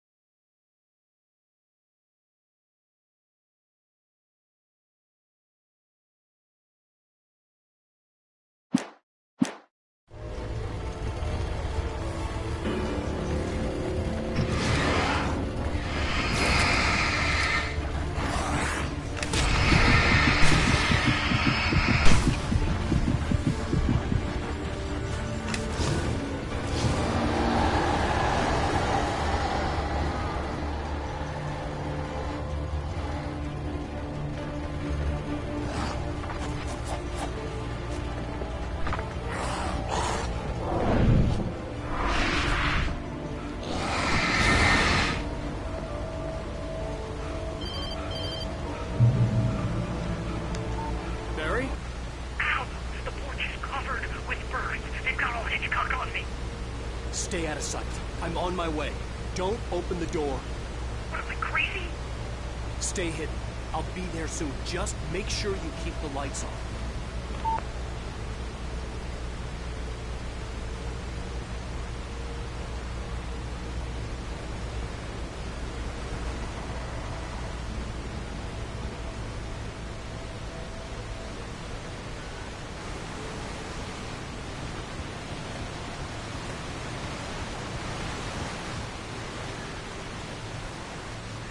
I still had to reach Barry at the cabin, but at least I was out of the woods.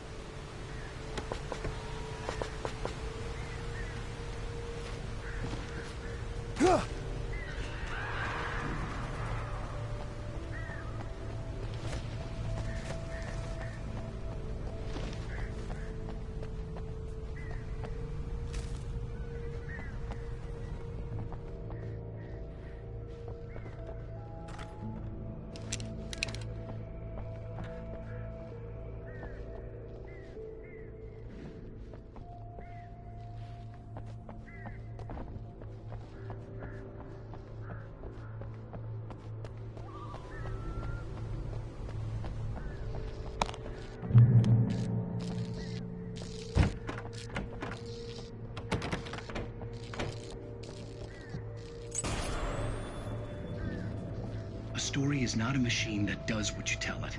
A story is a beast with a life of its own. You can create it, shape it, but as the story grows, it starts wanting things of its own. Change one thing and you set off a chain reaction of events that spreads through the whole thing. The characters have to be true to themselves. The events need to follow a logic that fits the story. A single flaw and the magic is gone. The story dies. Alice dies. You can hold nature and yourself.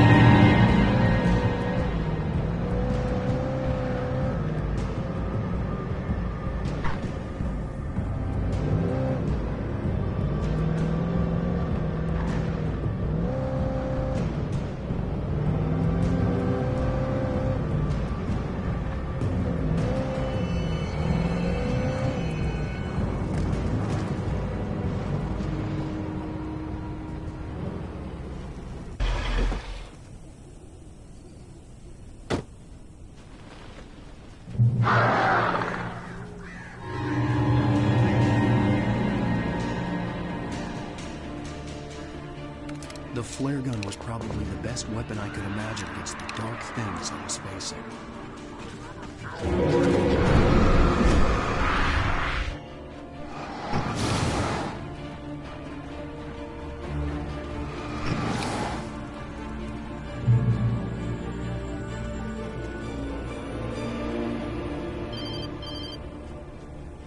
It was the kidnapper. You son of a bitch! Where's my wife? Enough horseplay, Wake. You deliver the manuscript, and you can have your woman back. Simple as that. I don't... Listen. I'm gonna need time to finish it. I still need to write the ending. I need a week. It's not done? I need a week. 2 days. The old Bright Falls coal mine is nearby. You can find it easy, city boy. The main building, there at noon. You bring the manuscript, you'll get your wife. If not, well, get me? Yes, I get you.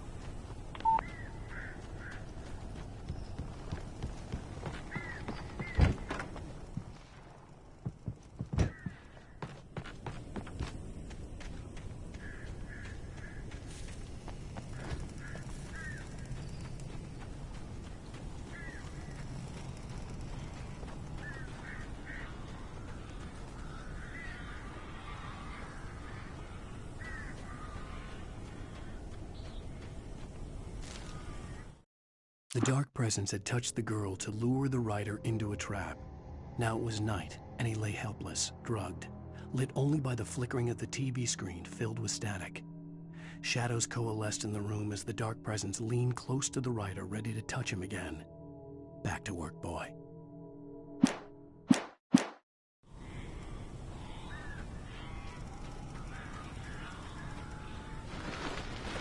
Barry had talked about birds over the phone.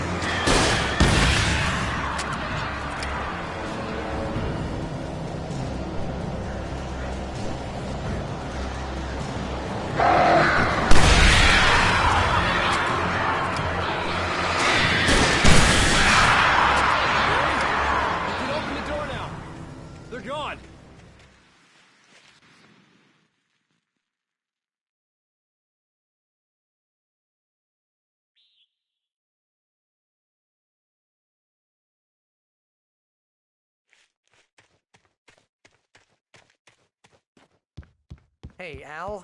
I'm sorry for thinking you were having a psychotic episode, man. I sent Barry to the town to ask around about a man fitting the kidnapper's description. He'd go through the archives of the local paper. Perhaps he could learn something. Anything about the island and the cabin that had disappeared. The man wanted a manuscript. I had to try to write him one to get Alice back.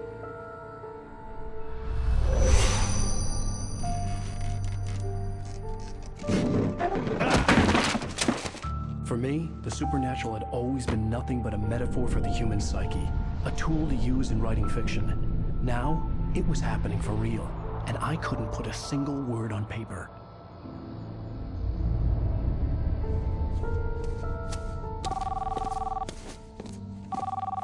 Barry Wheeler speaking. This is Rose? I found Mr. Wake's pages. Oh, you sweet, brilliant girl. Could you and Mr. Wake come get them? I live in the trailer park outside the town. We'll be there in less than an hour. Bye now. See you soon.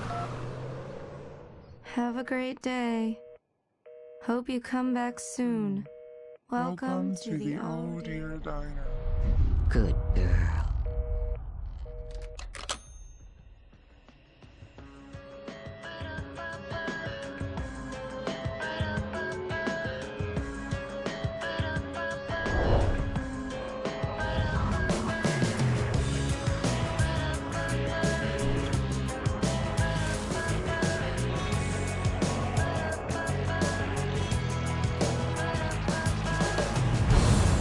Come here. Pretty please, can you tell me where I am? You want to say something? I need to get my bearings. I'm lost, and the shadows keep on changing. And I'm haunted by the lies that I've loved and actions I have hated. I'm haunted by the lies that wove the web inside my haunted head.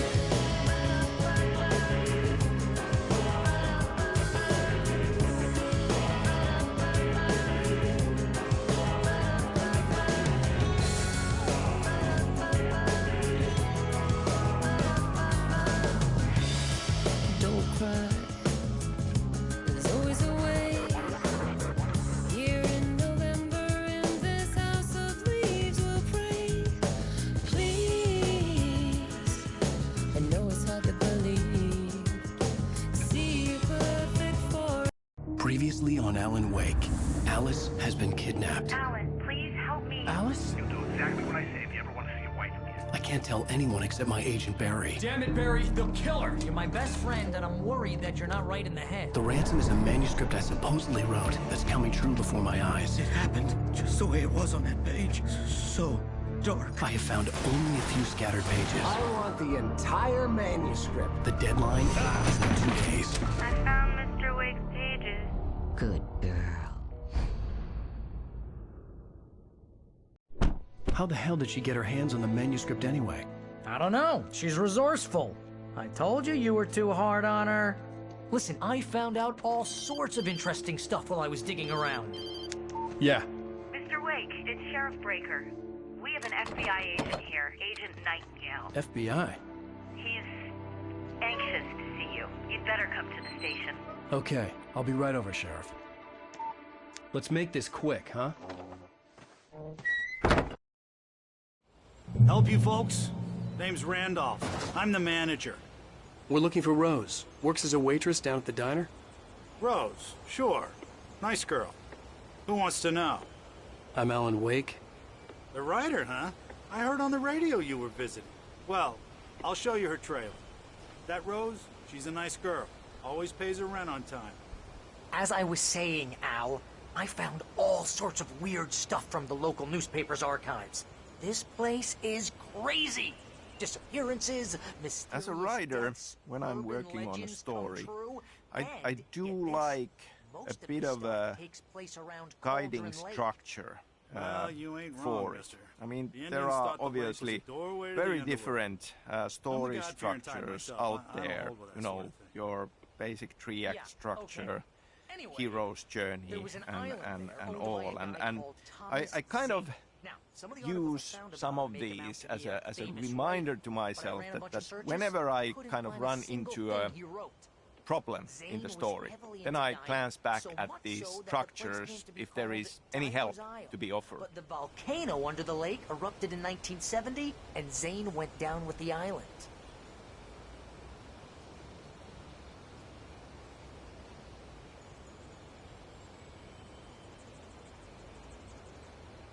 Come on, mister. I'll take you to Rose's trailer.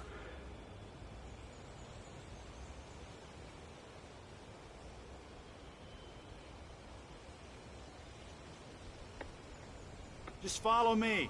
It's not far.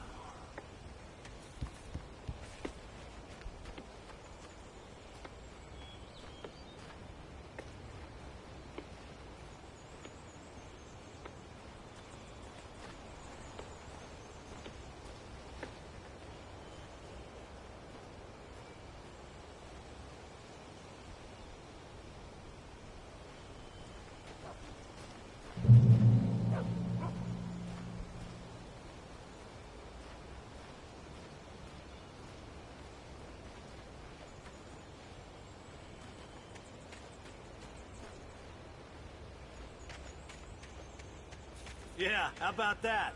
It was there in the morning, as if it had fallen from the sky. But it would take a tornado to lift something like that. We're damn lucky it didn't crush any of the trailers.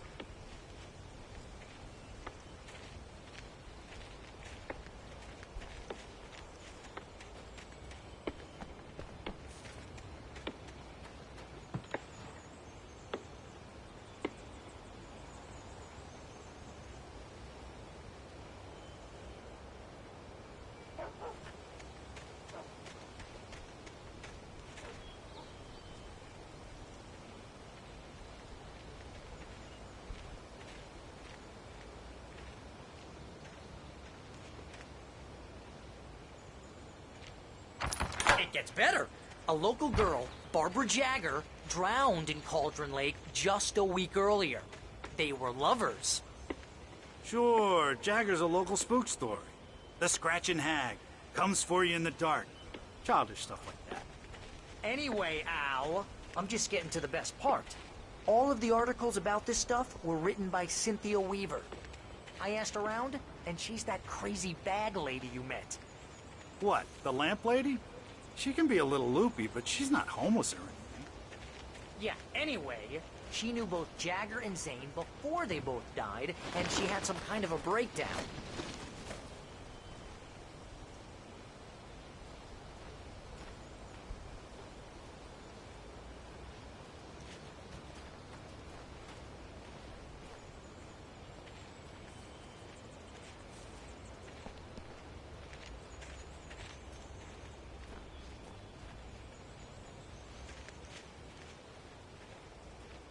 Well, mister, this here's Rose's trailer. You mind me asking what you want with her? We're just here to talk to her, pal.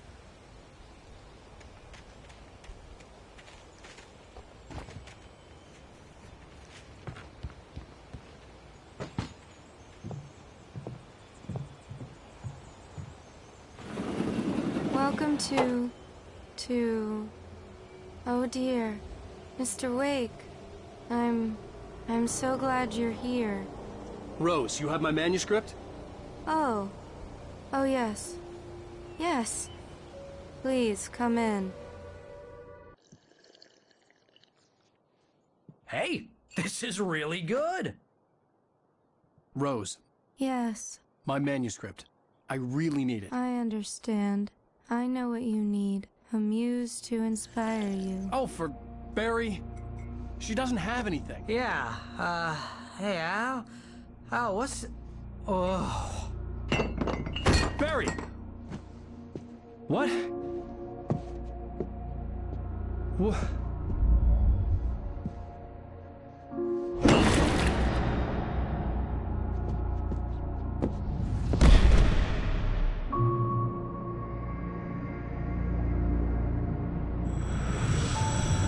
It's coming for you. Hiding in my barber's skin. I'm too weak to stop it. You must turn the lights on. I promised I'd come visit you and your lovely wife. You must finish what you started. I insist. You must turn the lights on. Turn the light on. Back to work, boy.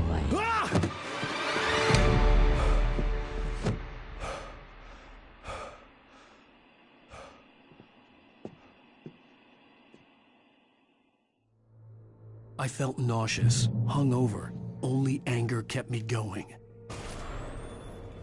I can't tell reality from dream anymore, but it seems I have an imaginary editor to help me. She's an old woman in a funeral dress. I call her Barbara Jagger. She's very strict. I'm writing faster and faster. My manuscript is being heavily revised. The edits are getting very aggressive, and each day there's less of me and more of her. I hate it, but I know she's right. She promises me I can save Alice this way. She knows more of this than I do. About the complex incantation I'm attempting. About this place. She's worked with another writer under similar circumstances, Thomas Zane. The genre of the story seems to be shifting. It's turning into a horror story. I'm getting close. I can feel it. Rose took a day from me. I had less than 12 hours left to meet the kidnapper.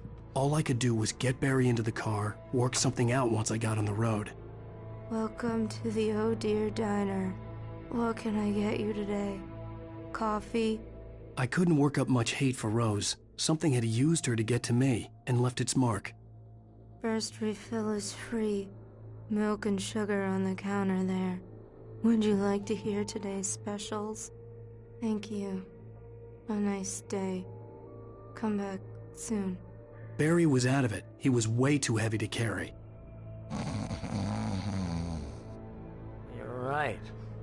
I deserve more money. I'm so handsome.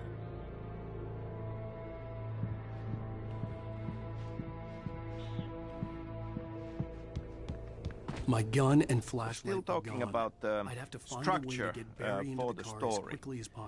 For Alan Wake, more than anything, like as this guiding structure, I had 5 stages of grief in my mind. And that comes to the idea of this being a psychological thriller. And a lot of this is about how our hero Alan Wake sees the situation. I mean, we have these crazy supernatural things starting to happen, and so we start from denial, and he can't really accept it, and then we go through these steps of anger and bargaining, and ultimately accepting and embracing this madness. And because it's psychological, we have this open question: is this supernatural, and is he going mad and embracing the madness?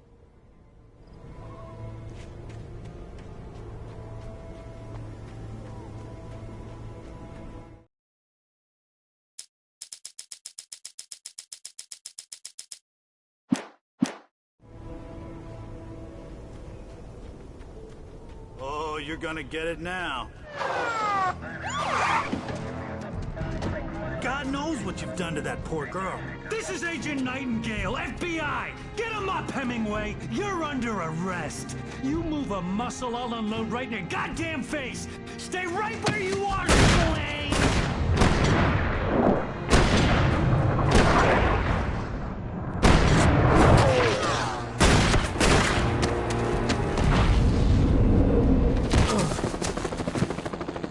What are you?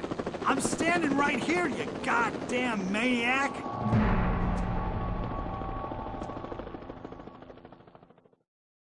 I hated to leave Barry behind, but there was no way I'd miss my appointment with the kidnapper. Mr. Wake, come on! Take it easy now! Get up! Get away! Move it! Move it! Move it! 500 shots when you let him get away!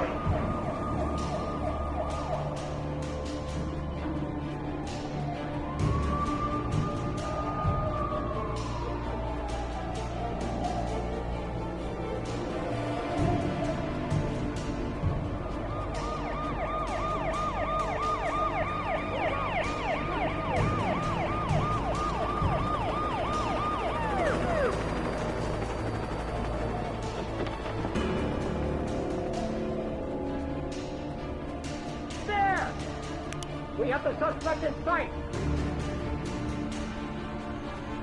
Okay, men, keep your eyes peeled. He's gonna try to make it through here. Oh, damn. Man out! What's there?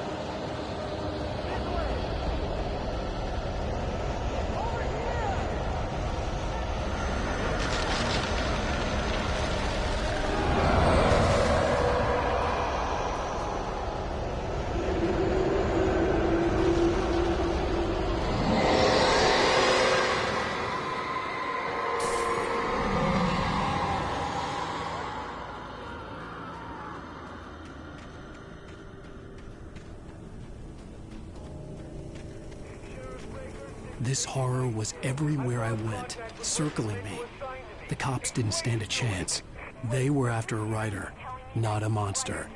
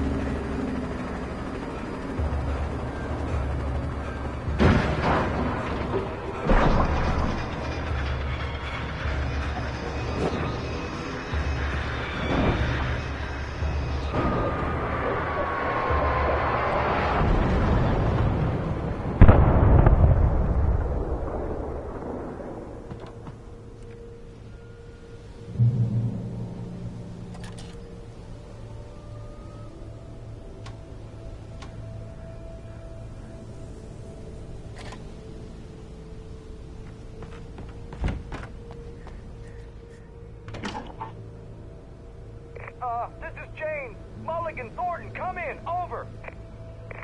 Thornton here. James, we got both Wheeler and Rose in custody. They didn't put up a fight or anything. Why, they were... Hey, what are you... Come on! Sit down and give me that. James, Mulligan here. Over. Go ahead, Mulligan. Over. We got Wheeler and Rose here. Wheeler's drunk or hopped up on something. Speaking of which, that Fed had a pretty distinctive whiff of Otis Scotch about him, you know what I mean. Over. I don't have anything on that, Deputy Mulligan. Over. Well, whatever. Anyway, Rose is just being plain weird here. You better get Doc in and take a look at both. Over. Gotcha. You better get them here quickly. The, Fed's gonna want to interview Wheeler. Over. Oh, yeah, I'll bet he does. Looks like they have a lot in common. Mulligan out.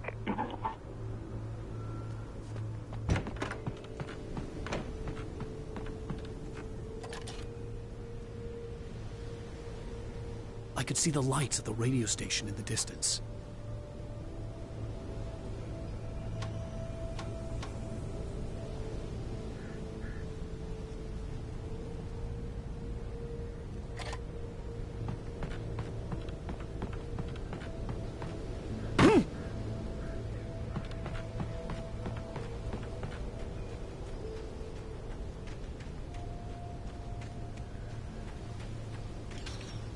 I imagined that the broadcast tower in the distance was part of the local radio station.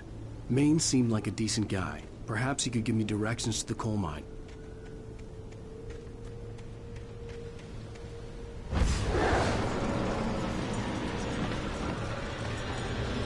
Unnatural shadows clung to the gate.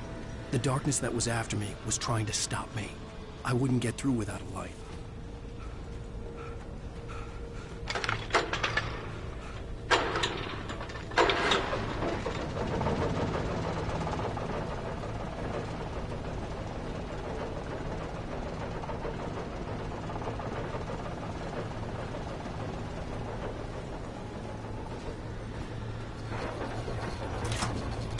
The old generator conked out.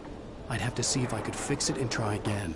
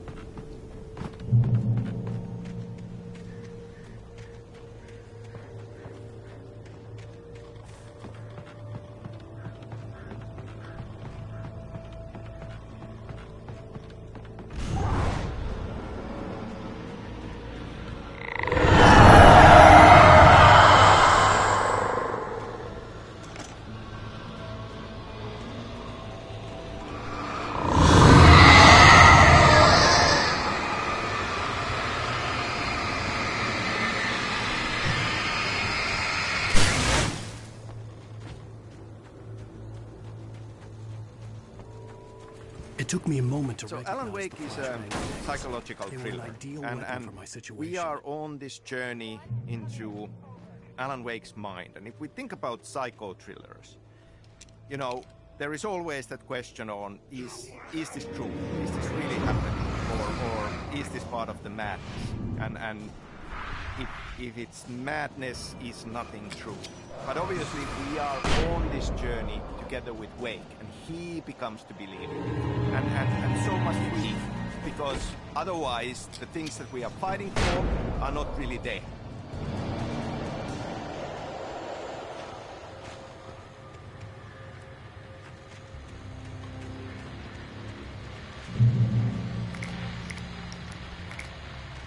And here's another call. You're on KBF-FM with Pat Maine. It's no Peabody, Pat. What's on your mind,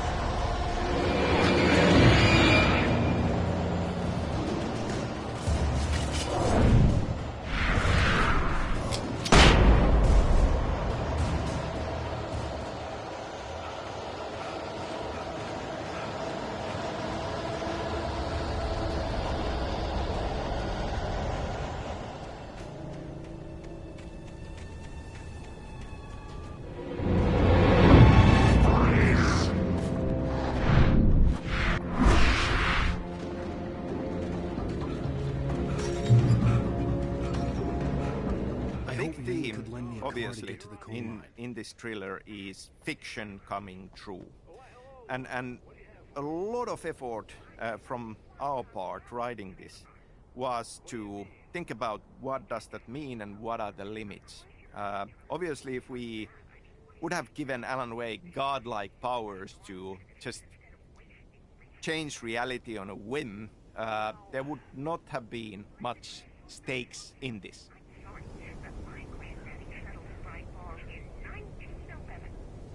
Well, thank you very much for that.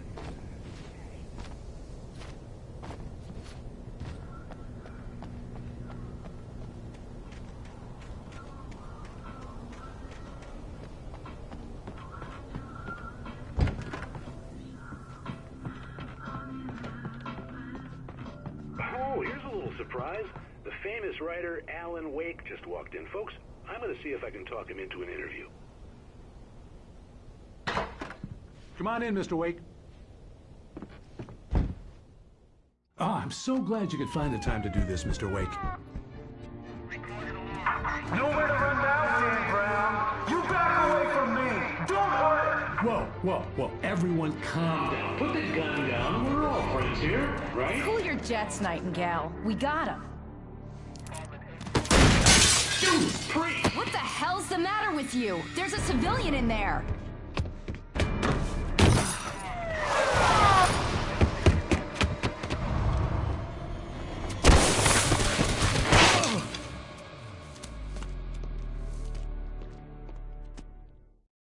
I'll get you yet, even if it kills me. You hear me?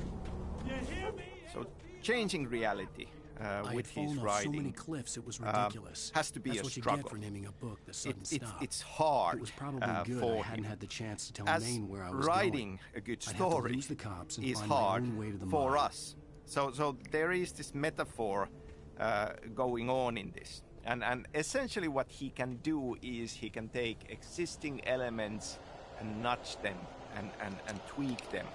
And in a similar way, I feel that the story needs to feel true for it to be a good story.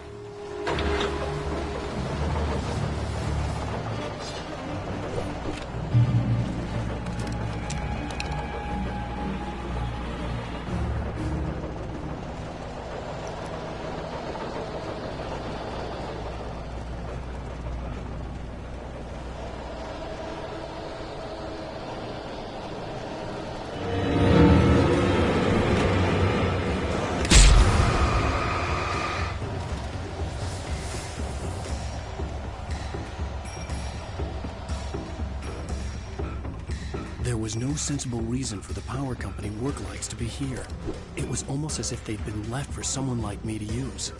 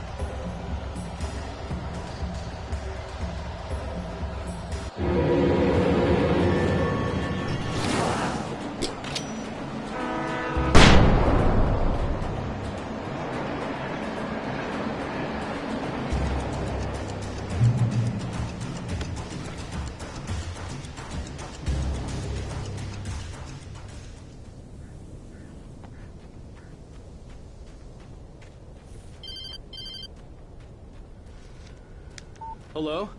The most stubborn man I've ever met. Alice? Alice? Alan. I'm so afraid. It keeps me in the dark. Please help me. I look at you, Alan, and it's not you. Something else. Looking out from behind your eyes. Alice, I'm here. I'm so alone here. It's all gonna go to hell. You need to be careful. Cooperate. The connection had been terrible, but that wasn't the only thing that hadn't been right with the call. She sounded wrong somehow, but she had called me.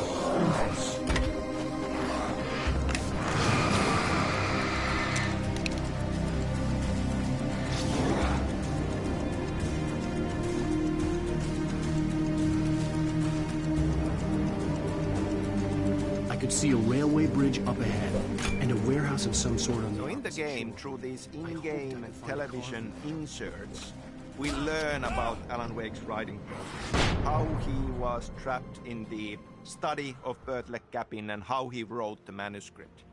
And we learn that he becomes aware of the Dark Presence's plan and how he starts to hide in keys for his success into the story. I mean, hiding his truth and his escape, his ultimate victory into the story. And there is an interesting metaphor there about writing process in general. And it was taking over everything in its path.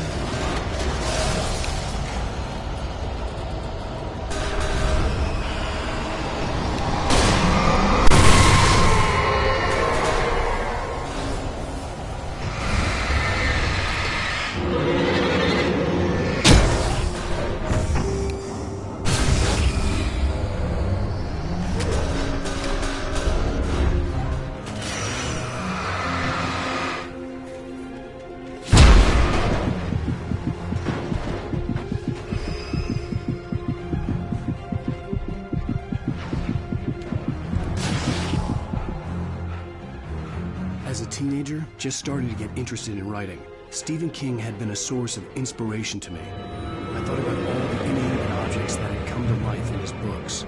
No one is safe in a good horror story. Certainly not the protagonist. That's what makes them fun. This was anything but. The darkness could possess anything, and it was getting closer.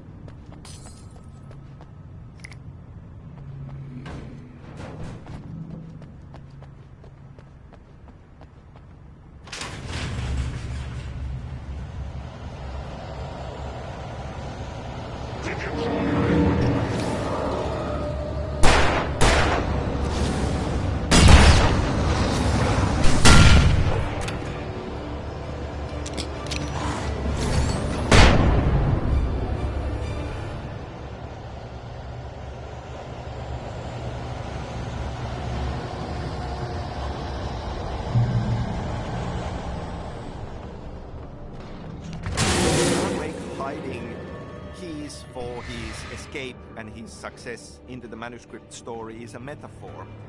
Or the writer... We take the facts of our existence for granted, unaware that they are merely a thin veneer of desperate self-delusion, covering the vast cosmos of madness and horror. Too often the stars are right. In Night Springs...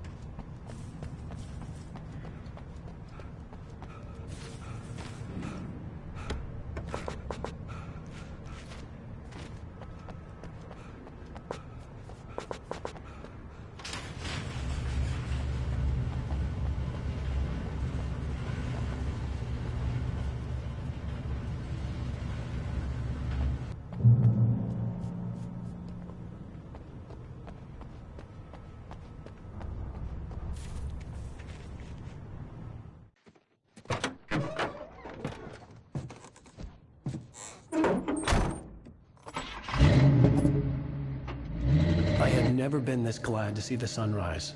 I had a couple of hours to get to the coal mine.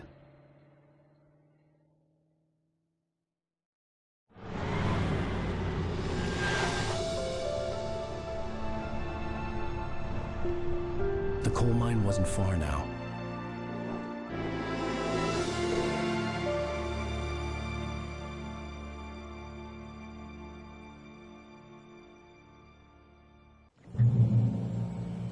Today, I would meet the kidnapper, and he would give me I've been Alice. asked I wouldn't give him any other choice. a few times, like how much is Alan Wake, Sam Lake as a writer, and my answer is not really at all. But there is a certain kind of a truth to the idea that there are, of course, we always draw from our own experience.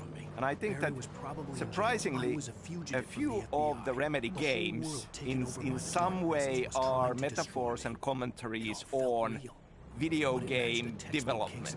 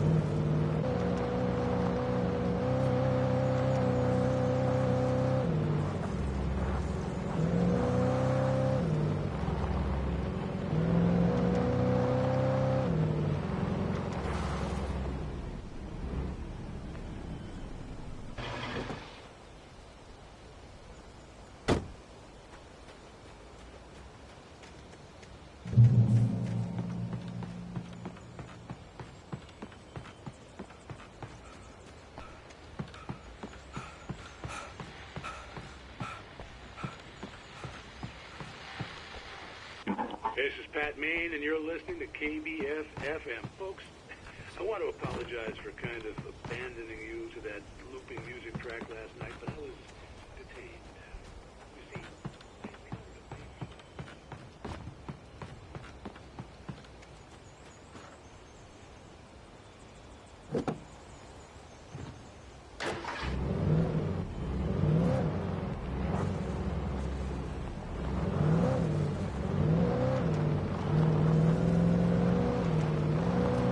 stories in our games as a metaphor of making video games. I mean, obviously, in these past 25 years, a considerable amount of my life has gone into making video games and thinking about video games and struggling with the process of making video games. So it's not a surprise that these elements sneak in. Alan Wake in particular is a lot about the process of writing a story and struggling with writing a story. I mean, obviously we see glimpses of him struggling with it and thinking about it. So it's one of the reasons why this game is so close to my heart. Because as a writer and thinking about these things and then being able to use them as elements in the story felt exciting and felt interesting to me as a writer.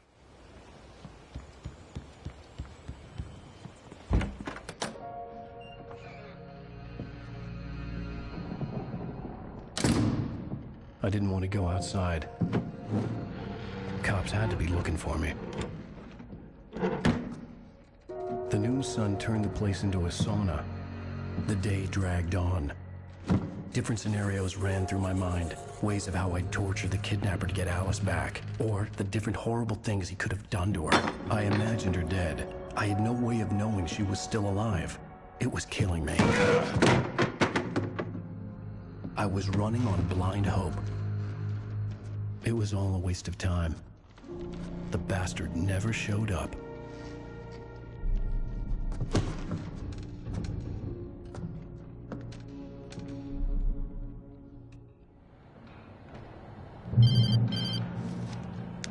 Wake.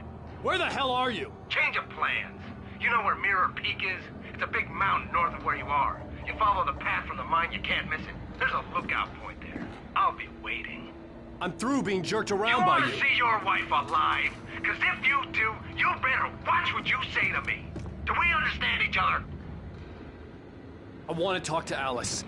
Yeah, and I want the manuscript. Don't keep me waiting, Wake. Hello? Hello? Ah! I'm gonna kill it. I had to get to Mirror Peak.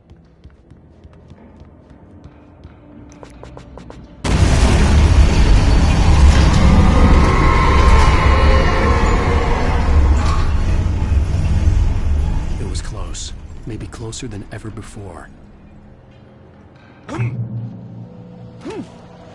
Now in this commentary I talk a lot about my own perspective and how I see these things, but it's always important to mention that making video games is very much a team effort. There are a lot of brilliant, talented people working with Remedy and Square working on Alan Wake, and there are a lot of inputs.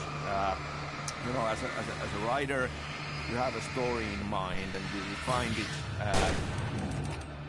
to a certain point, but then you have a lot of people bringing interesting, cool, surprising ideas to the table, and then it's a challenge to kind of pick and choose, take those in, and let them change it for the better.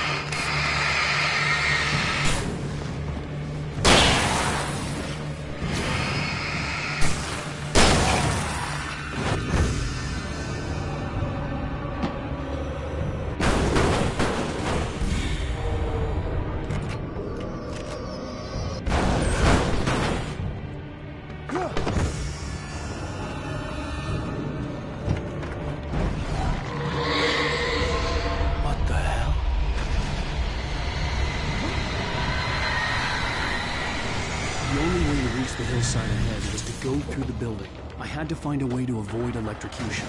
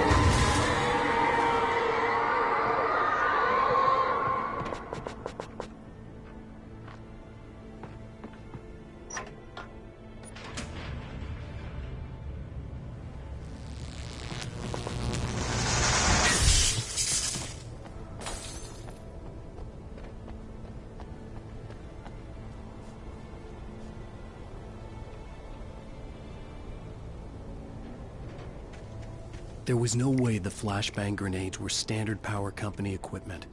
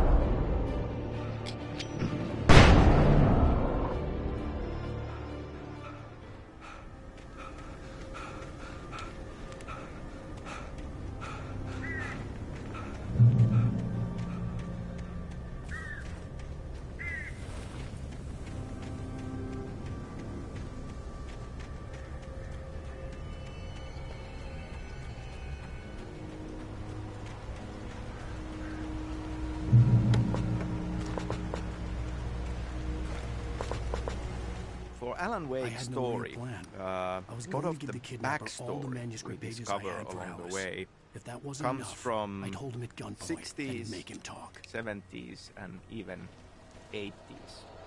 Now, I was born in 1970, and so kind of when I think about elements of Finnish countryside and cabin life during summers, it has this golden sheen on it that you often have, you know, when you are growing up. And when I think about the backstory of the 70s with the birdleg cabin, these are the kind of feelings and images that I think about.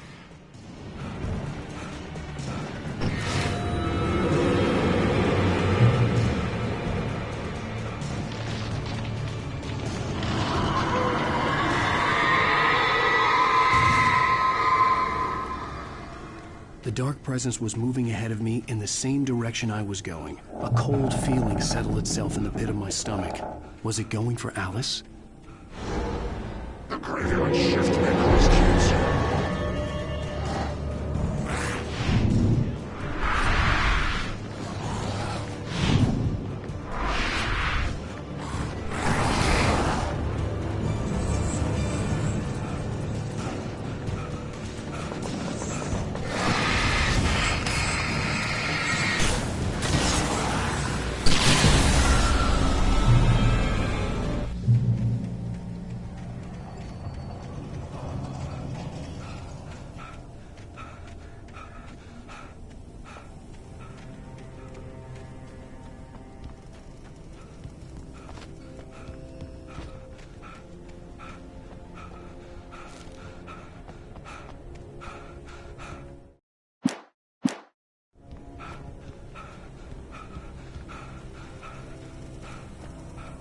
The place was dead, a ghost town.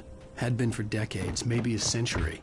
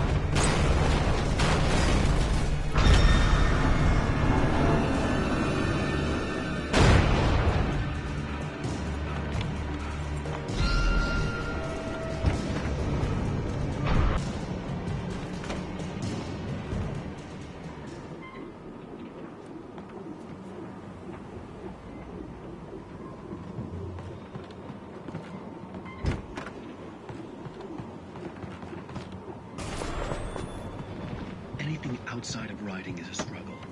I feel ill. I managed to make my way downstairs.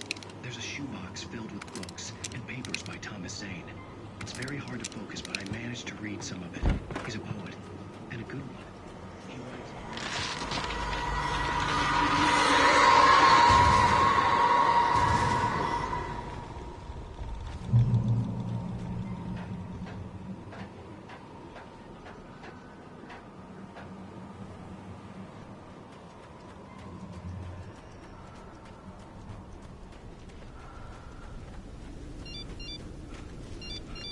The kidnapper had sent me a text.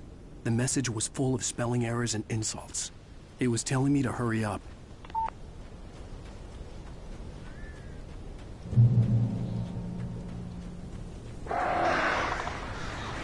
Birds.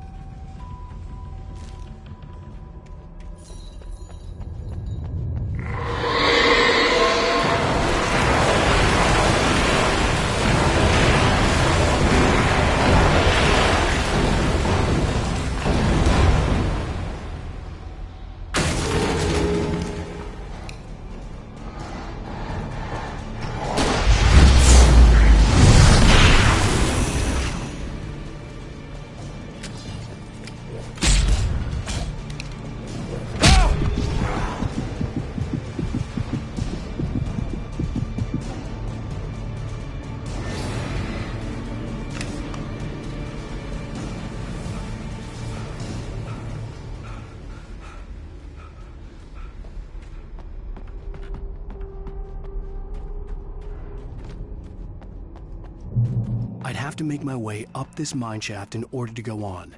Maybe the machinery could help me with that.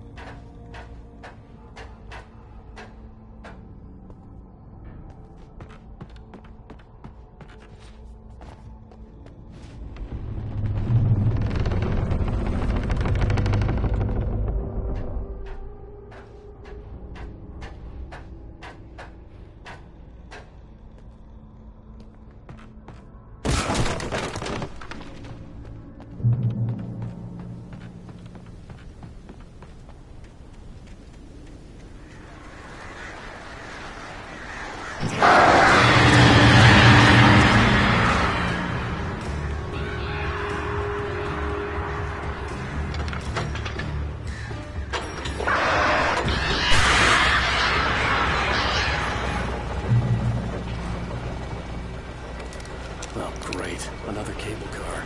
Just great.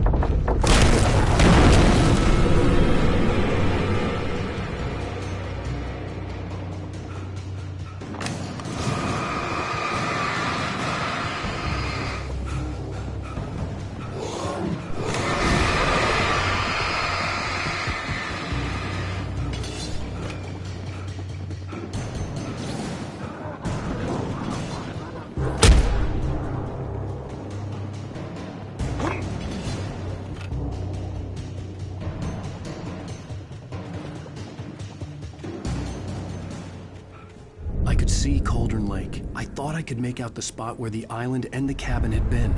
There was a light near it. It had to be a boat.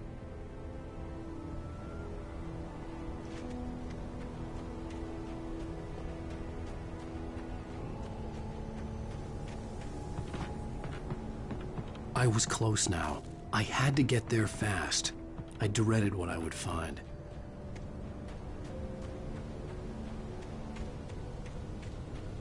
Wait! Are you? Wait! Hey, I'm here! I'm coming! No! Get away! I'm sorry. Please, it's late. The boss didn't know who he was messing with. I didn't know. I swear, I didn't know. We don't have a wife.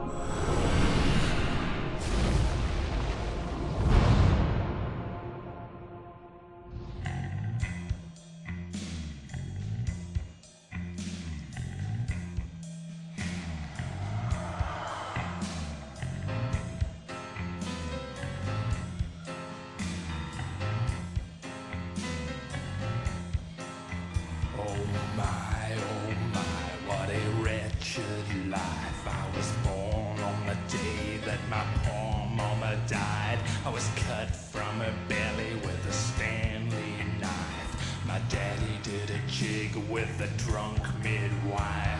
Who's that yonder all in flames, dragging behind him a sack of chains? Who's that yonder all in flames? Well, on jumped the devil and he staked his claim.